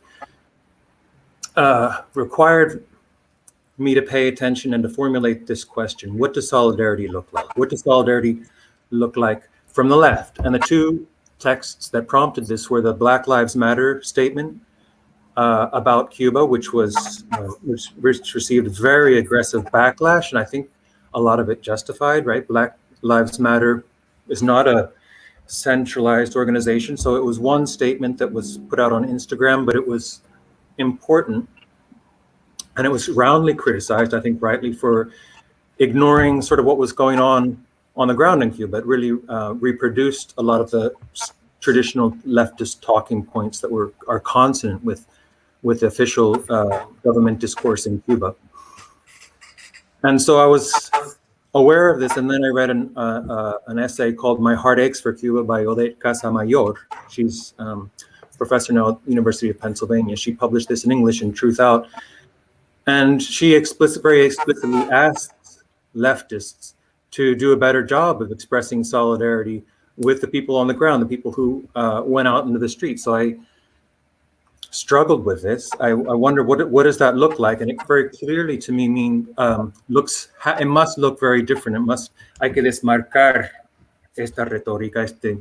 We have to distance ourselves, of course, from the kind of solidarity that the Cuban right uses in the United States, because this has become a buzzword, solidarity. I think we're going to hear it later in this panel too, right? What does solidarity look like? And it's got to be different on one hand from the solidarity that has been talked about so much in social media since July 11th, which has taken the form, incidentally, of you need to show solidarity with the protesters and therefore not talk about the embargo, because that's distracting. You must not talk about the subversion and the regime change campaign because you're taking attention away from the people who went out into the streets, right? So on the one hand, it can't be, it's got to distance itself from the Cuban right. But on the other hand, I think, and this is the harder part for a lot of leftists, I think that the solidarity has to distance itself also from the rhetoric, the standard oficialismo, the official line of the Cuban government. So really, I just want to use these 5 minutes to ask this question: what does solidarity from the left look like if we accept that, of course, the embargo and the subversion campaign and the finance of opposition, all these things are terrible. I think we all agree with this on the left. But also, what does not just a discourse, but a practice of solidarity with the people on the ground in Cuba look like? So that's the question that I've been struggling with lately. Fantastic, thank you. You've laid down some really, really important points for us. Okay, I'm just going to move on now to Guillermo. So Guillermo, the same question. What does it feel like to be thinking about Cuba these days? And what kinds of moral positions, etc.? For me, this is the water that all of us that live in Miami that are trying to look at a specific element, because I don't study Cuba per se. I mean, I couldn't tell you about the Cuban economy any more than you could tell that anybody else on this panel that doesn't that is not an economist. But I do hear the narrative and have to deal with the Cuban American narrative in Miami-Dade County and South Florida, because when it comes to Cuba, it's pretty much a steady drone. I mean, we're a one newspaper town. We get one set of ideas coming in, and then filtered out through the social media and the radio wave. So Cuba is, at this point, it's always a constant in South Florida. It's the only place that people, Cuba is always a constant. When my parents moved to Washington, D.C., my father would call me and say, "Look, aquí no hablan de Cuba, man." Nobody cares about Cuba outside of, to the constant degree that we all do, other than if you're politically aligned and committed to the revolution, you have a specific, wherever you are, you have the issue of solidarity that James just mentioned. But Miami right now is under siege by this idea that the Cuban government, that the United States can influence Cuba very directly, and that it can influence Cuba by supporting a specific kind of movement in Cuba.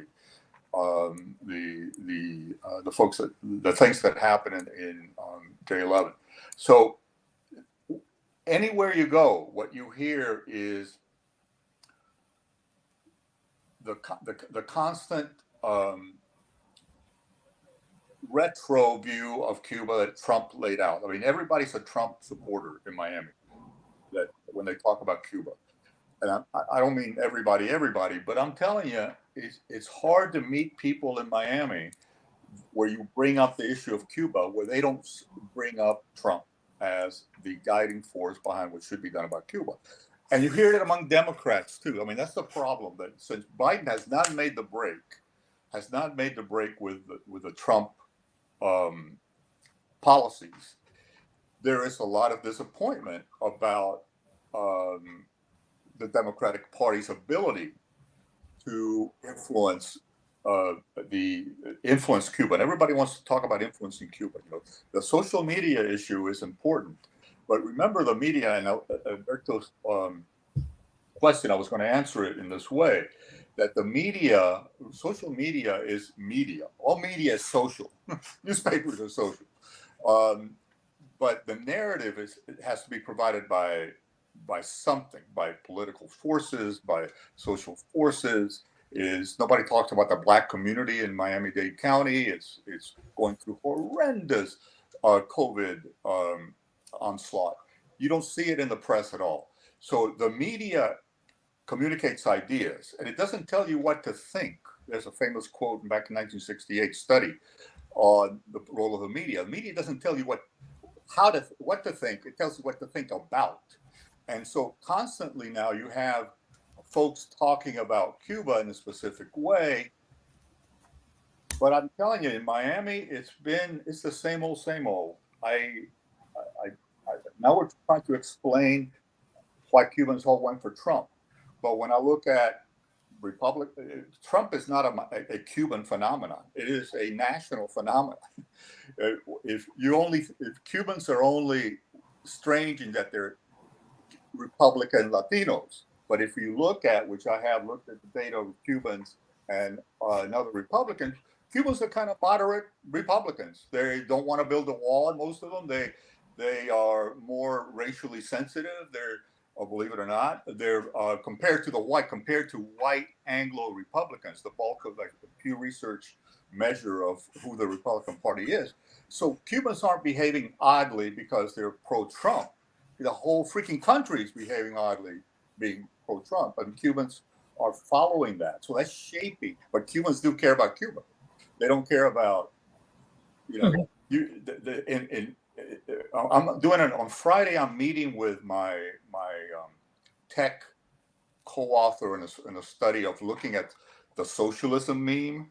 You know, when during the election, socialism, social democrats. We're comparing the use of that meme, of the appearance, the occurrence of that meme in Twitter in South Florida, as opposed to other parts of the country. And so when you have a population that has certain characteristics that responds to certain symbols,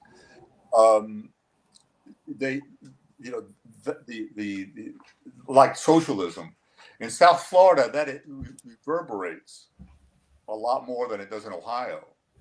And the thing about South Florida is that it is an international community. So policymakers, presidential candidates, come to South Florida to deliver their foreign policy speech. They don't do it in Ohio. They don't do it in Michigan. They come to South Florida to do it. So South Florida is seen as an incubator for foreign policy discussions. And Cuba is the number one foreign policy. So you have that dynamic in an echo chamber that we are burdened to explain why, after all these years, there's so little change in that echo chamber. Yeah. Most sociologists around the world try to explain social change. We in Miami, we're trying to explain the lack of it in a way. On that note, thank you for your introduction. And I'm going to move on now to Alpha. Let me see if I can find your face. Alpha, there you are. So Alpha Kane, who is part of the executive committee of the Cuba Solidarity Campaign in the UK, and is also now a PhD student.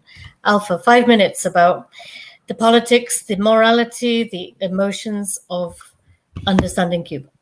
Thank you very much, Paul. I want to say good evening to Christina.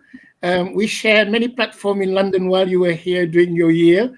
So I'm very happy to see you again. And I know that you've done a lot for us in the Cuba Solidarity Campaign. So thank you for being here. I'm going to talk about what Cuba Solidarity Campaign does and did during the last year and then this year as well. So first of all, to greet everybody who's here in the participant and then thank Pa and Trini for organizing this. And this past year, has presented us all in the Cuba Solidarity Campaign and beyond with many very difficult challenges. But we have watched in admiration as more than 40 international medical brigades from Cuba have traveled across the globe to help countries in the fight against the pandemic, even sending medical brigades to Europe, to Italy, and Andorra. Yet, this humanitarian struggle at home and abroad is being severely hampered by the ongoing effect of this cruel and illegal blockade. In contrast to Cuba's international solidarity, the United States has responded to this worldwide crisis by tightening the blockade further and even adding Cuba to the list of so-called state-sponsored of terrorism. This is unacceptable at this time. On the 23rd of June this year, we saw the world come together to condemn the blockade at the United Nations. And we hope that the people of the US, their representative, and President Biden will take note of the will of the world and start to roll back some of the terrible 246 new sanction measures, new measures that has been taken against Cuba by Trump. The 19th and the 20th of June this year, we organized a caravan for Cuba through central London, calling for humanitarian measures to be enacted to allow family contact between Cuban Americans and their families on the island, including remittances, travel, and migration. At this time of worldwide health crisis, this is the right thing we believe to do. Here in the United Kingdom, we have focused our campaign in 3 key areas throughout this pandemic. Number 1, fundraising to help the Cuban Health Service and at the same time highlight the impact of the blockade. So we have raised around £100,000 and purchased much needed raw materials and equipment to assist Cuba at this time. The campaign for the Nobel Peace Prize, number 2. This helped us reach people across the political spectrum and involve thousands of people in the campaign. We were very proud to reach 42 official nominations, including 28 parliamentarians. Number 3, our parliamentary lobbying work. For this, we worked with the trade unions here that are affiliated to our campaign, and we do have a lot of trade union affiliation. We have campaigned around a parliamentary motion on the blockade where we managed to get over 1,000 people writing to their members of parliament in their own constituencies. I certainly did that with my member of parliament. Alongside direct targeting of parliamentarians at the national level, we managed to get 58 members of parliament to sign the motion. We worked with one member of parliament who is the chair of the all-party parliamentary group of Cuba in the House of Commons, and House of Parliament rather, because the Lord is part of it as well, and to send an official letter to President Biden on the blockade and the issue of state-sponsored terrorism list. The motion and letter called for international cooperation between Britain and Cuba and support the normalization of relations between the United States and Cuba. By removing the island from the US-sponsored state-sponsored terrorism list and ending the blockade. We highlight and celebrate areas of cooperation and dialogue between the United Kingdom and Cuba when they take place, including business contact and even visit from our royal family. Constructive relations have been beneficial to both parties, especially during the current global pandemic. In April 2020, Cuba provided safe docking for a COVID-19 stricken British cruise ship, the MS Bremer. And in August 2020, Cuban doctors providing medical support against the virus in British overseas territories. And the Foreign Secretary said, thank you. In this Hansard, meaning the book that record all debate in Parliament, recorded. He said, thank you to Cuba in Parliament. Our most successful campaign against the blockade have been around the extraterritorial impact of the blockade when US policies have directly affected UK companies. The biggest campaign was when the blockade measures threatened the Open University here in the United Kingdom and stopped a Cuban student from studying. Over 3,000 people wrote to their members of parliament. Over 200 members of parliament then wrote to the UK government. There was a lot of media coverage. In the end, we took legal action and we won it against discrimination on behalf of the Cuban student. We have had similar successful campaign against the cooperative bank that has closed all our accounts.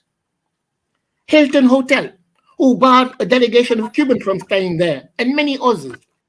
We strongly believe that European solidarity organizations should seek out similar extraterritorial effect in their own countries and campaign around those.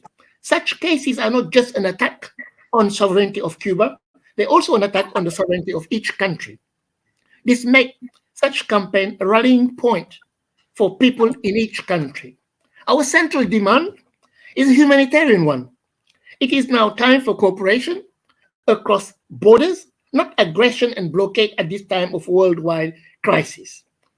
And we hope that President Biden will listen to this, and then we know that what is more important, the first victim of any war is the truth.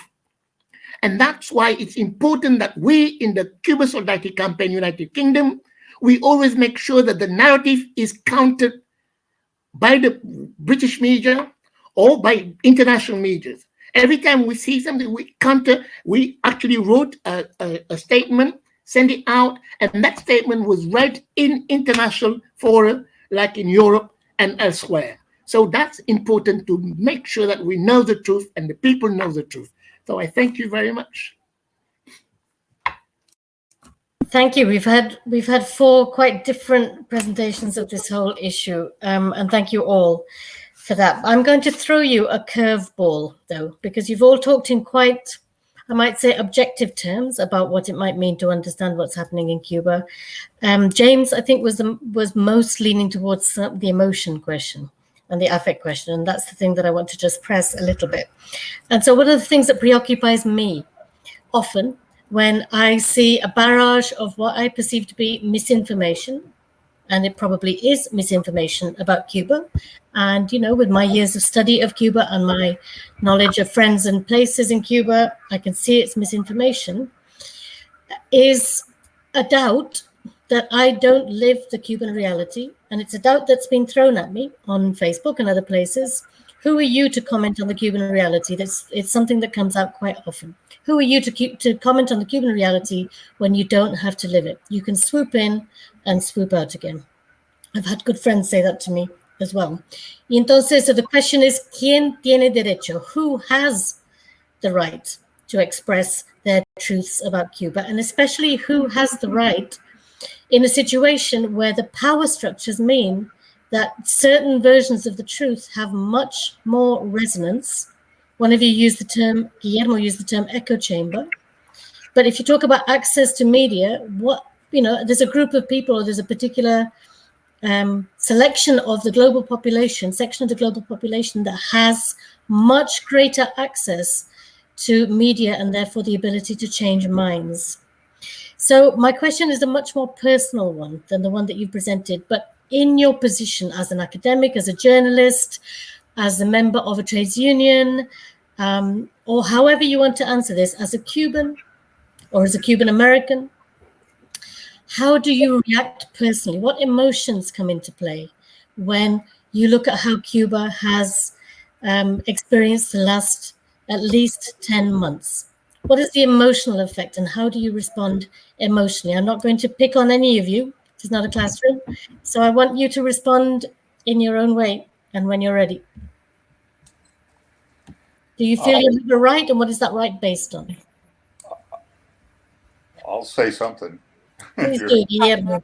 I mean, for me, there's my academic role, which is I try to maintain that in studying the Cuban American community, but the term that you use, which is a very interesting step, truth, is something that escapes me here. I mean, I don't the idea. There are sides in Miami, but I don't know if the truth has anything to do with anything. But personally, I have relatives in Cuba, and I've been relatively close to them for the last many years. But what Cuba has been going through as a country is sometimes brings me to tears. I mean, my cousins are not having a good time, and they're folks that would. Some of my cousins have migrated, but others never will, because it's like pulling a hook out through their mouth if they were to leave Cuba. So there they are. And then the people here in Miami, I see them, the policies that are being promoted in Miami, I see them, oh, well, yes, they're political in the sense that they're opposing the Cuban government's position on this, that, or the other. But in the last couple of years, I've taken it very personally. It's been a very difficult time, and I'm not a whiner about. I mean, life could be so much worse for me than it is. I mean, look behind me. I live in a great place, but I get very frustrated because the attacks on Cuba are not just the attacks on Cuba. We've been since 1959. Some of us personally have been attacked for our positions on Cuba, and you become used to that. But right now, the attacks on Cuba are hurting the Cuban people to a degree that I think it's been the worst that I've ever experienced. And so, for me, that narrows down to my cousins who can't get COVID. One of them, a spouse of one of my cousins passed away because of COVID, and I can't go help them, and I can't. So I send them food. What can I do? And so it's been difficult. It's tapped into a part of my. It's part of an emotional element that I always have in me, but that I try to not. I try to be very empirical in my analysis of U.S. Cuba policy, Cuban Americans and their attitudes towards Cuba and the government, but I can't. In the last year, it's been very emotional. I mean, you can probably see my voice changing in a bit, just because it's not. I don't care what you think about the Cuban government, Trump supporters, or Biden supporters. For that matter. I mean, I'm pissed off at Biden. So it's just a matter of there are certain things we know can be useful for the Cuban people, and we're not doing it. Just like Ron DeSantis is not doing what should be done for the COVID infections in Florida. We know what works, and we're not doing it. So I'm very emotional about it. Yeah, well, my intention is not at all to extract emotions from you, because that's not a fair thing to do. But I think that's what I'm picking up on, that the last few months have been more emotional than I can remember ever having thought about Cuba. I mean, I wasn't studying Cuba at the time of the special period, so I don't recall it, but I've heard many stories. But right now, because I think our emotions are raw because of our own experience of the pandemic and the limitations on our lives and the tragedies around us, I think that exposes the rawness around Cuba as well. Does anybody else want to come in on the whole question of emotions?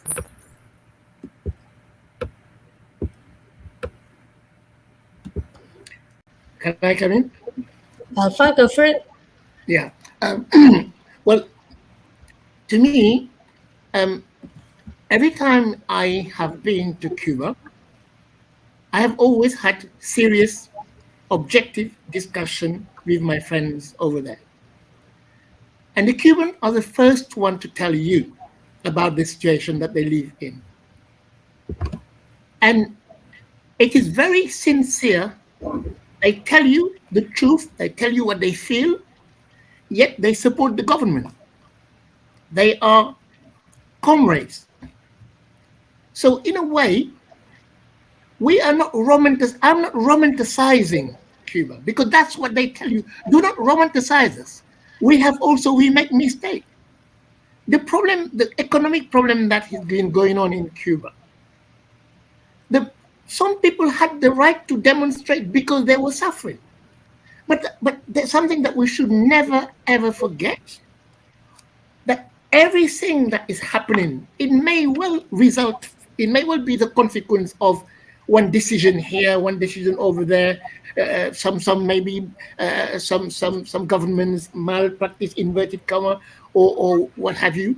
But what is important to always remember, that the overlining problem is a blockade, because this blockade has actually had ramifications, as I've just explained, and as we all know. So if we're analyzing Cuba, we are objective, but at the same time, we have to realize what that sort of small island, which I call a small island with a big heart, has actually done for 60 years under the blockade. It's important to realize that. And the actual help that they have provided across the world, especially in Africa, but not just in Africa, everywhere else in the world. While them time they were providing help when they themselves were hit by hurricanes. And that had happened many times. So in a way, the emotion or the ethic is, we're not romanticizing Cuba. I'm certainly not. I'm studying for these postgraduate studies in the literacy campaign.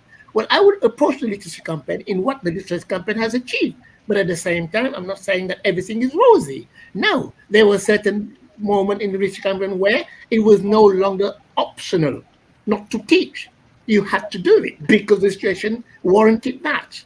So there are all these elements that needs to be taken into account. But I will never forget the fact that the blockade is there. Yes, indeed, there were some people of Cuba who were poor, and I know, I've been with them.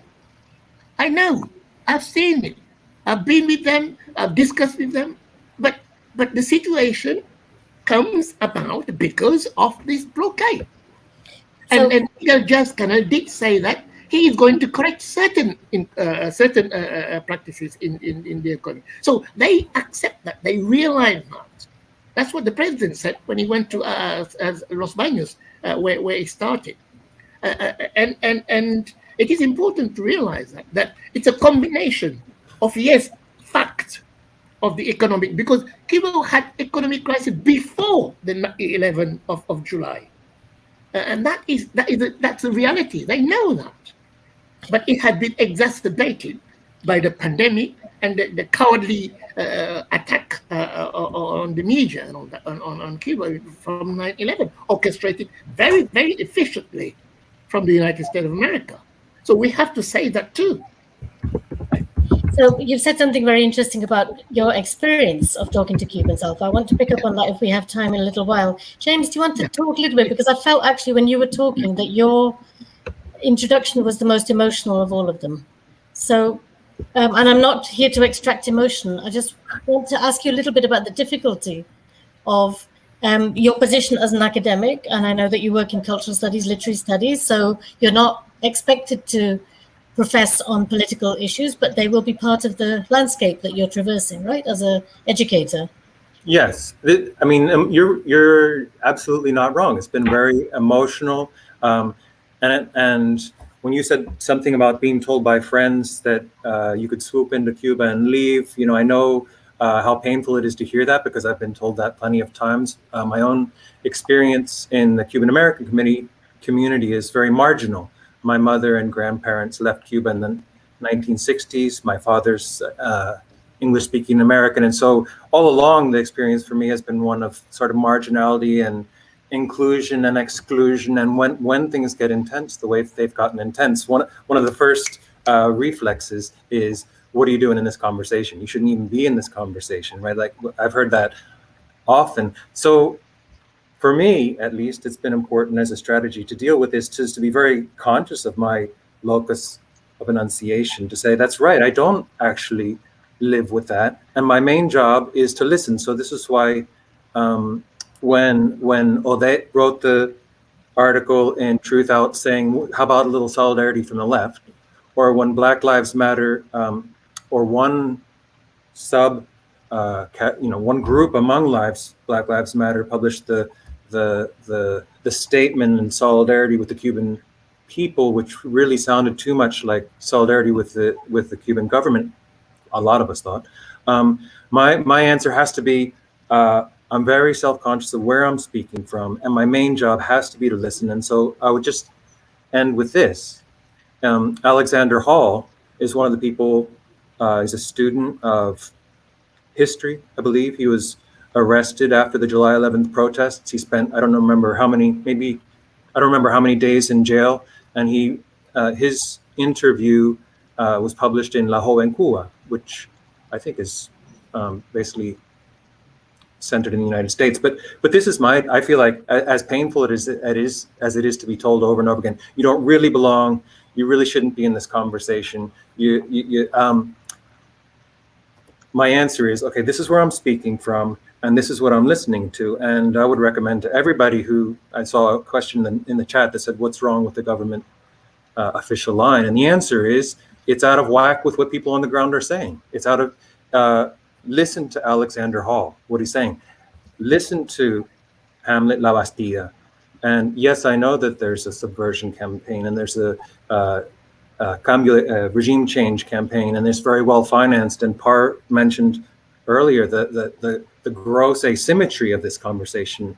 That one side, the regime change camp, if you want to call it that, has much more power in the social media conversation. But we still have to listen to Alexander Hall and Hamlet La Bastilla, and so that's been my. I really recommend it, especially the people who say, "What's wrong with?"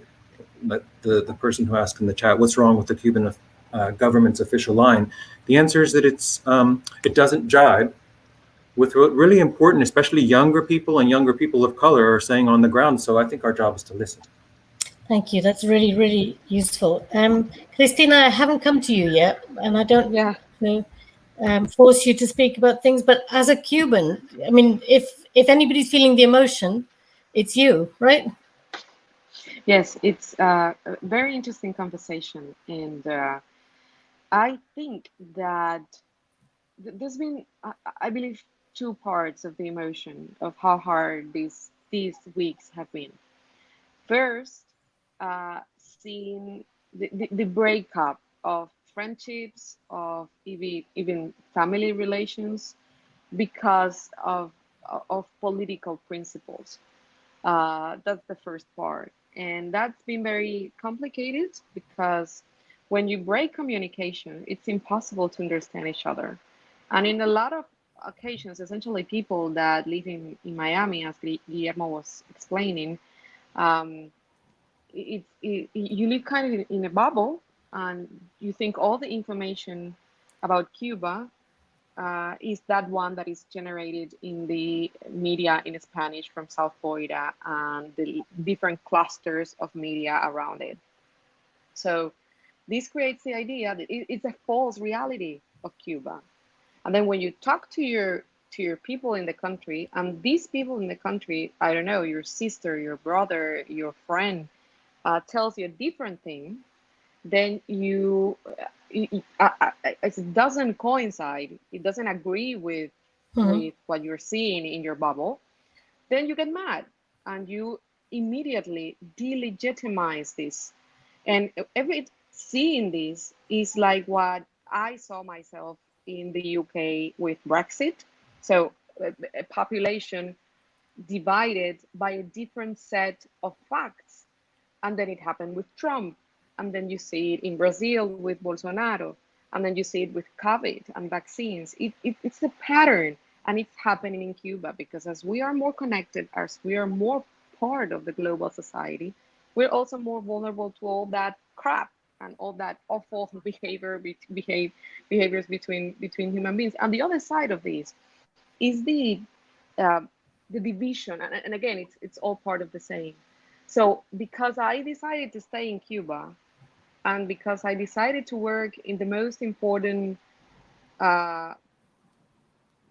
media that we have here, so it's national television, the one with the vast audience, the biggest audience, then it means that you are only a voice to the government. Although I am not. I as a matter of fact, I can be quite critic to sometimes the government, and sometimes I defend some actions. So I think for myself, and that's an impossible reality in this construction of how Cuba works and how the people that live here work. It's impossible to believe that someone thinks for themselves.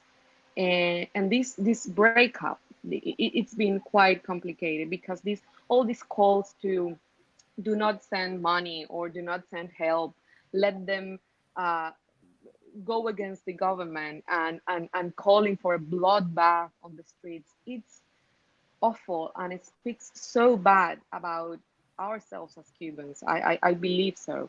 And going to another point of the conversation previously, I disagree with the perspective that, no, because you're not in Cuba, you can't talk about it, or because you can't understand it.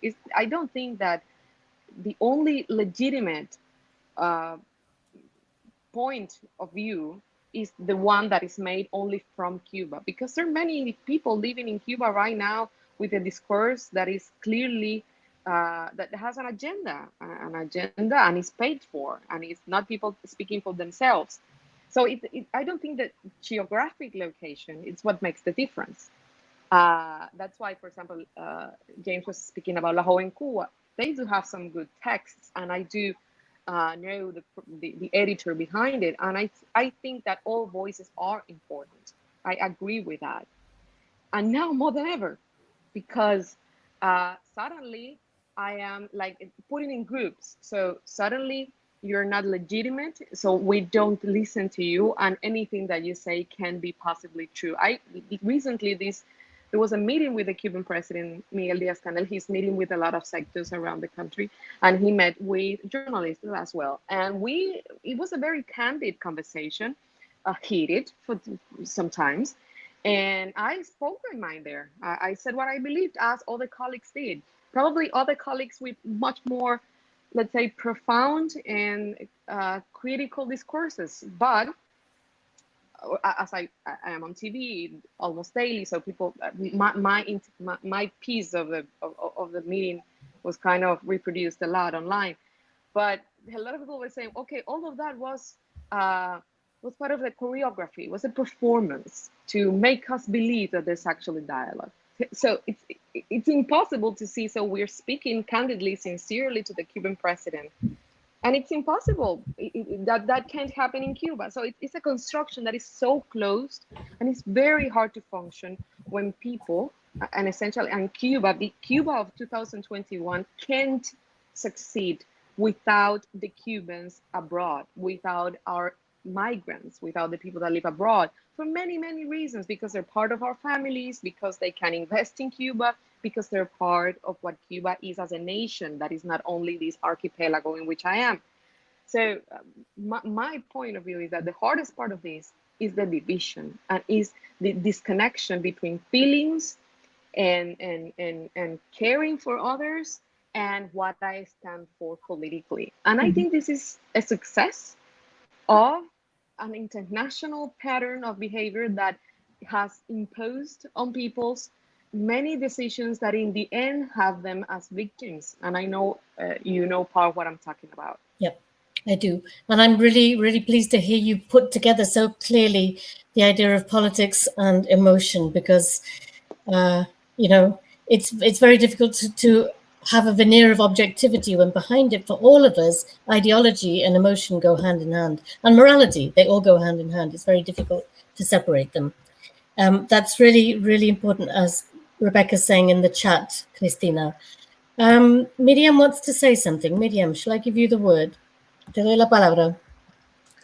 I don't know about the última palabra, but I would like to say that we have to avoid reductionist arguments, because I see them all around me here in Miami, that is Cuban government is this, Cuban exile community, the diaspora, is this, because when I do the Cuba poll, I become flavor of the month for about a month, and people ask me all kinds of questions about the Cuba poll.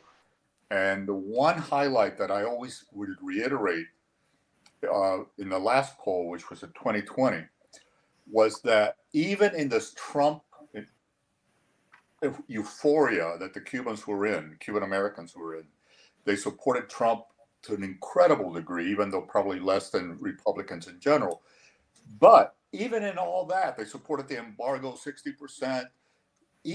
There was one question that I tailored on the pandemic, and 60% of Cuban Americans said that they would support lifting restrictions on the embargo as long as the pandemic was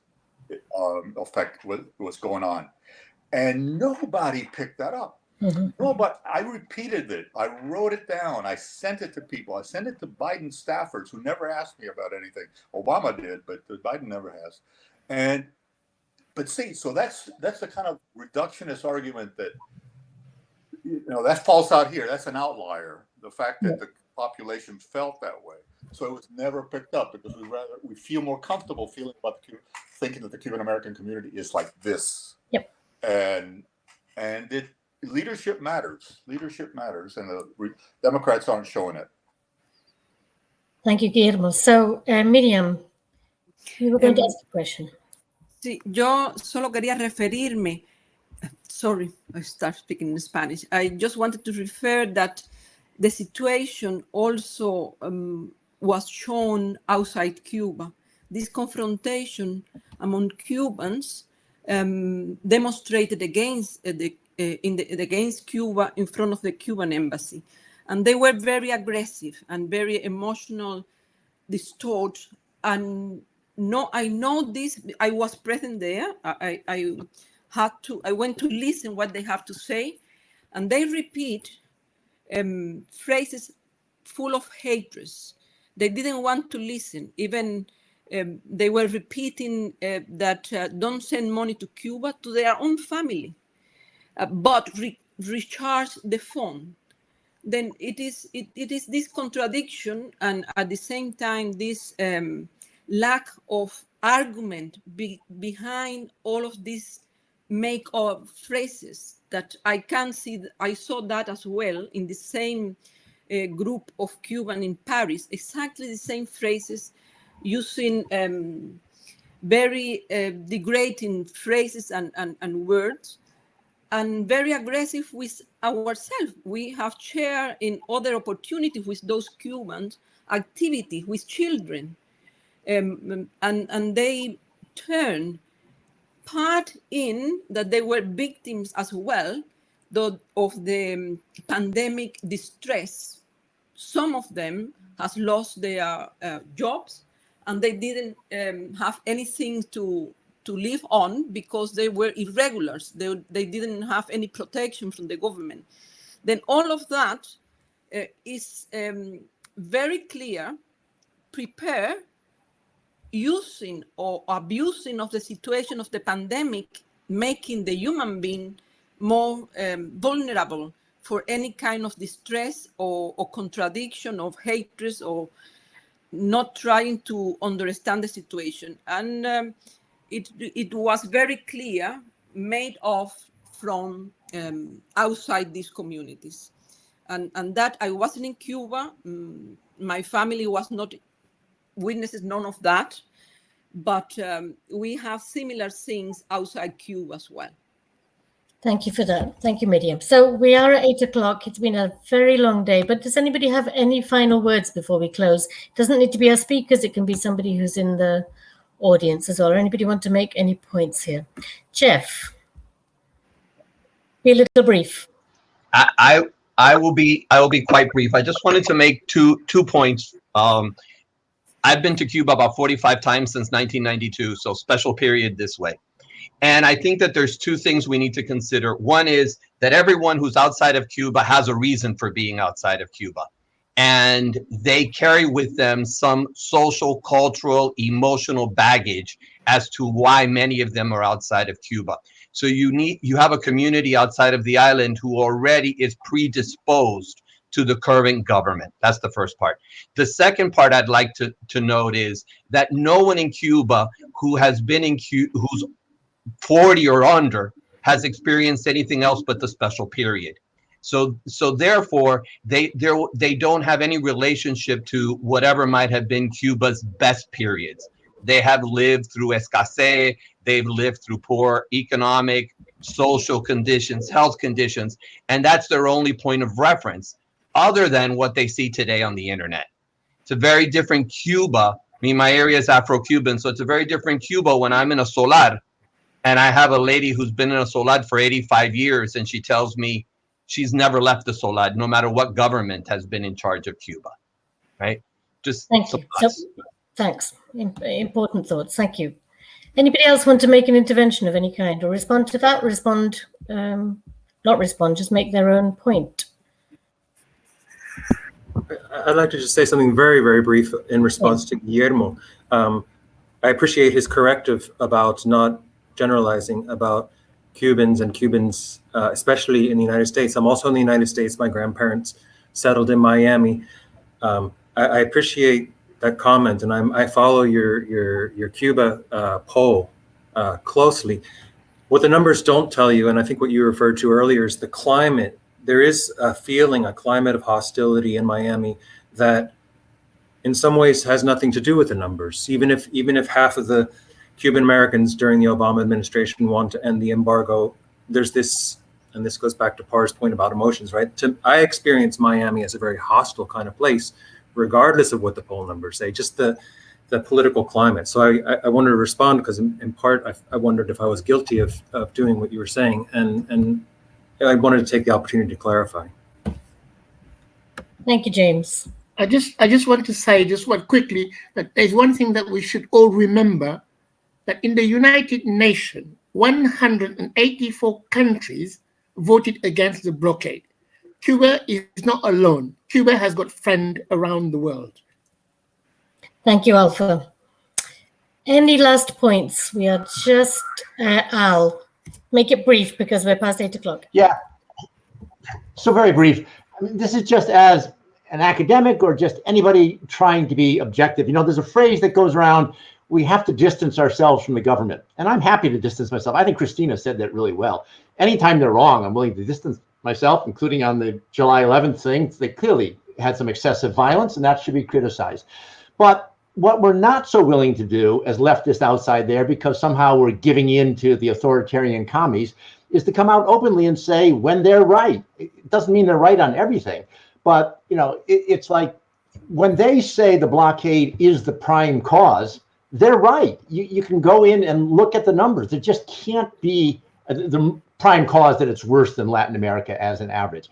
And I think we have to, as honest, objective people, whether academic or not, we have to be willing to also say that, yes, the Cuban government's right in what it says, and not be afraid that we're going to be accused of being, you know, lapdogs of the commie authoritarians.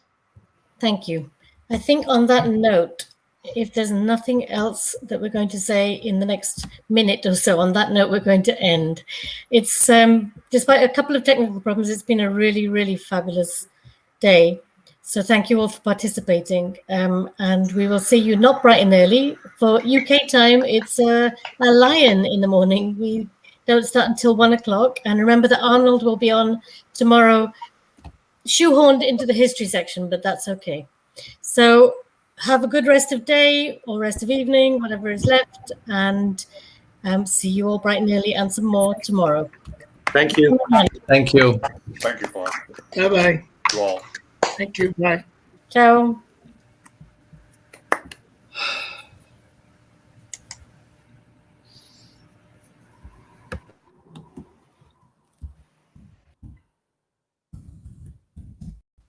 Par, can you hear me? Par? Hear me? Hi, Par, can you hear me? I can, yeah. Hi, sorry. No, hi, how's it going? I don't know who you... Is it Miguel? Miguel? Yeah. I can see you, Miguel. You're looking up at a TV screen or something like that. Yeah, I'm looking at you on the TV screen. Okay, great. How are you doing? How are you doing? I'm all right.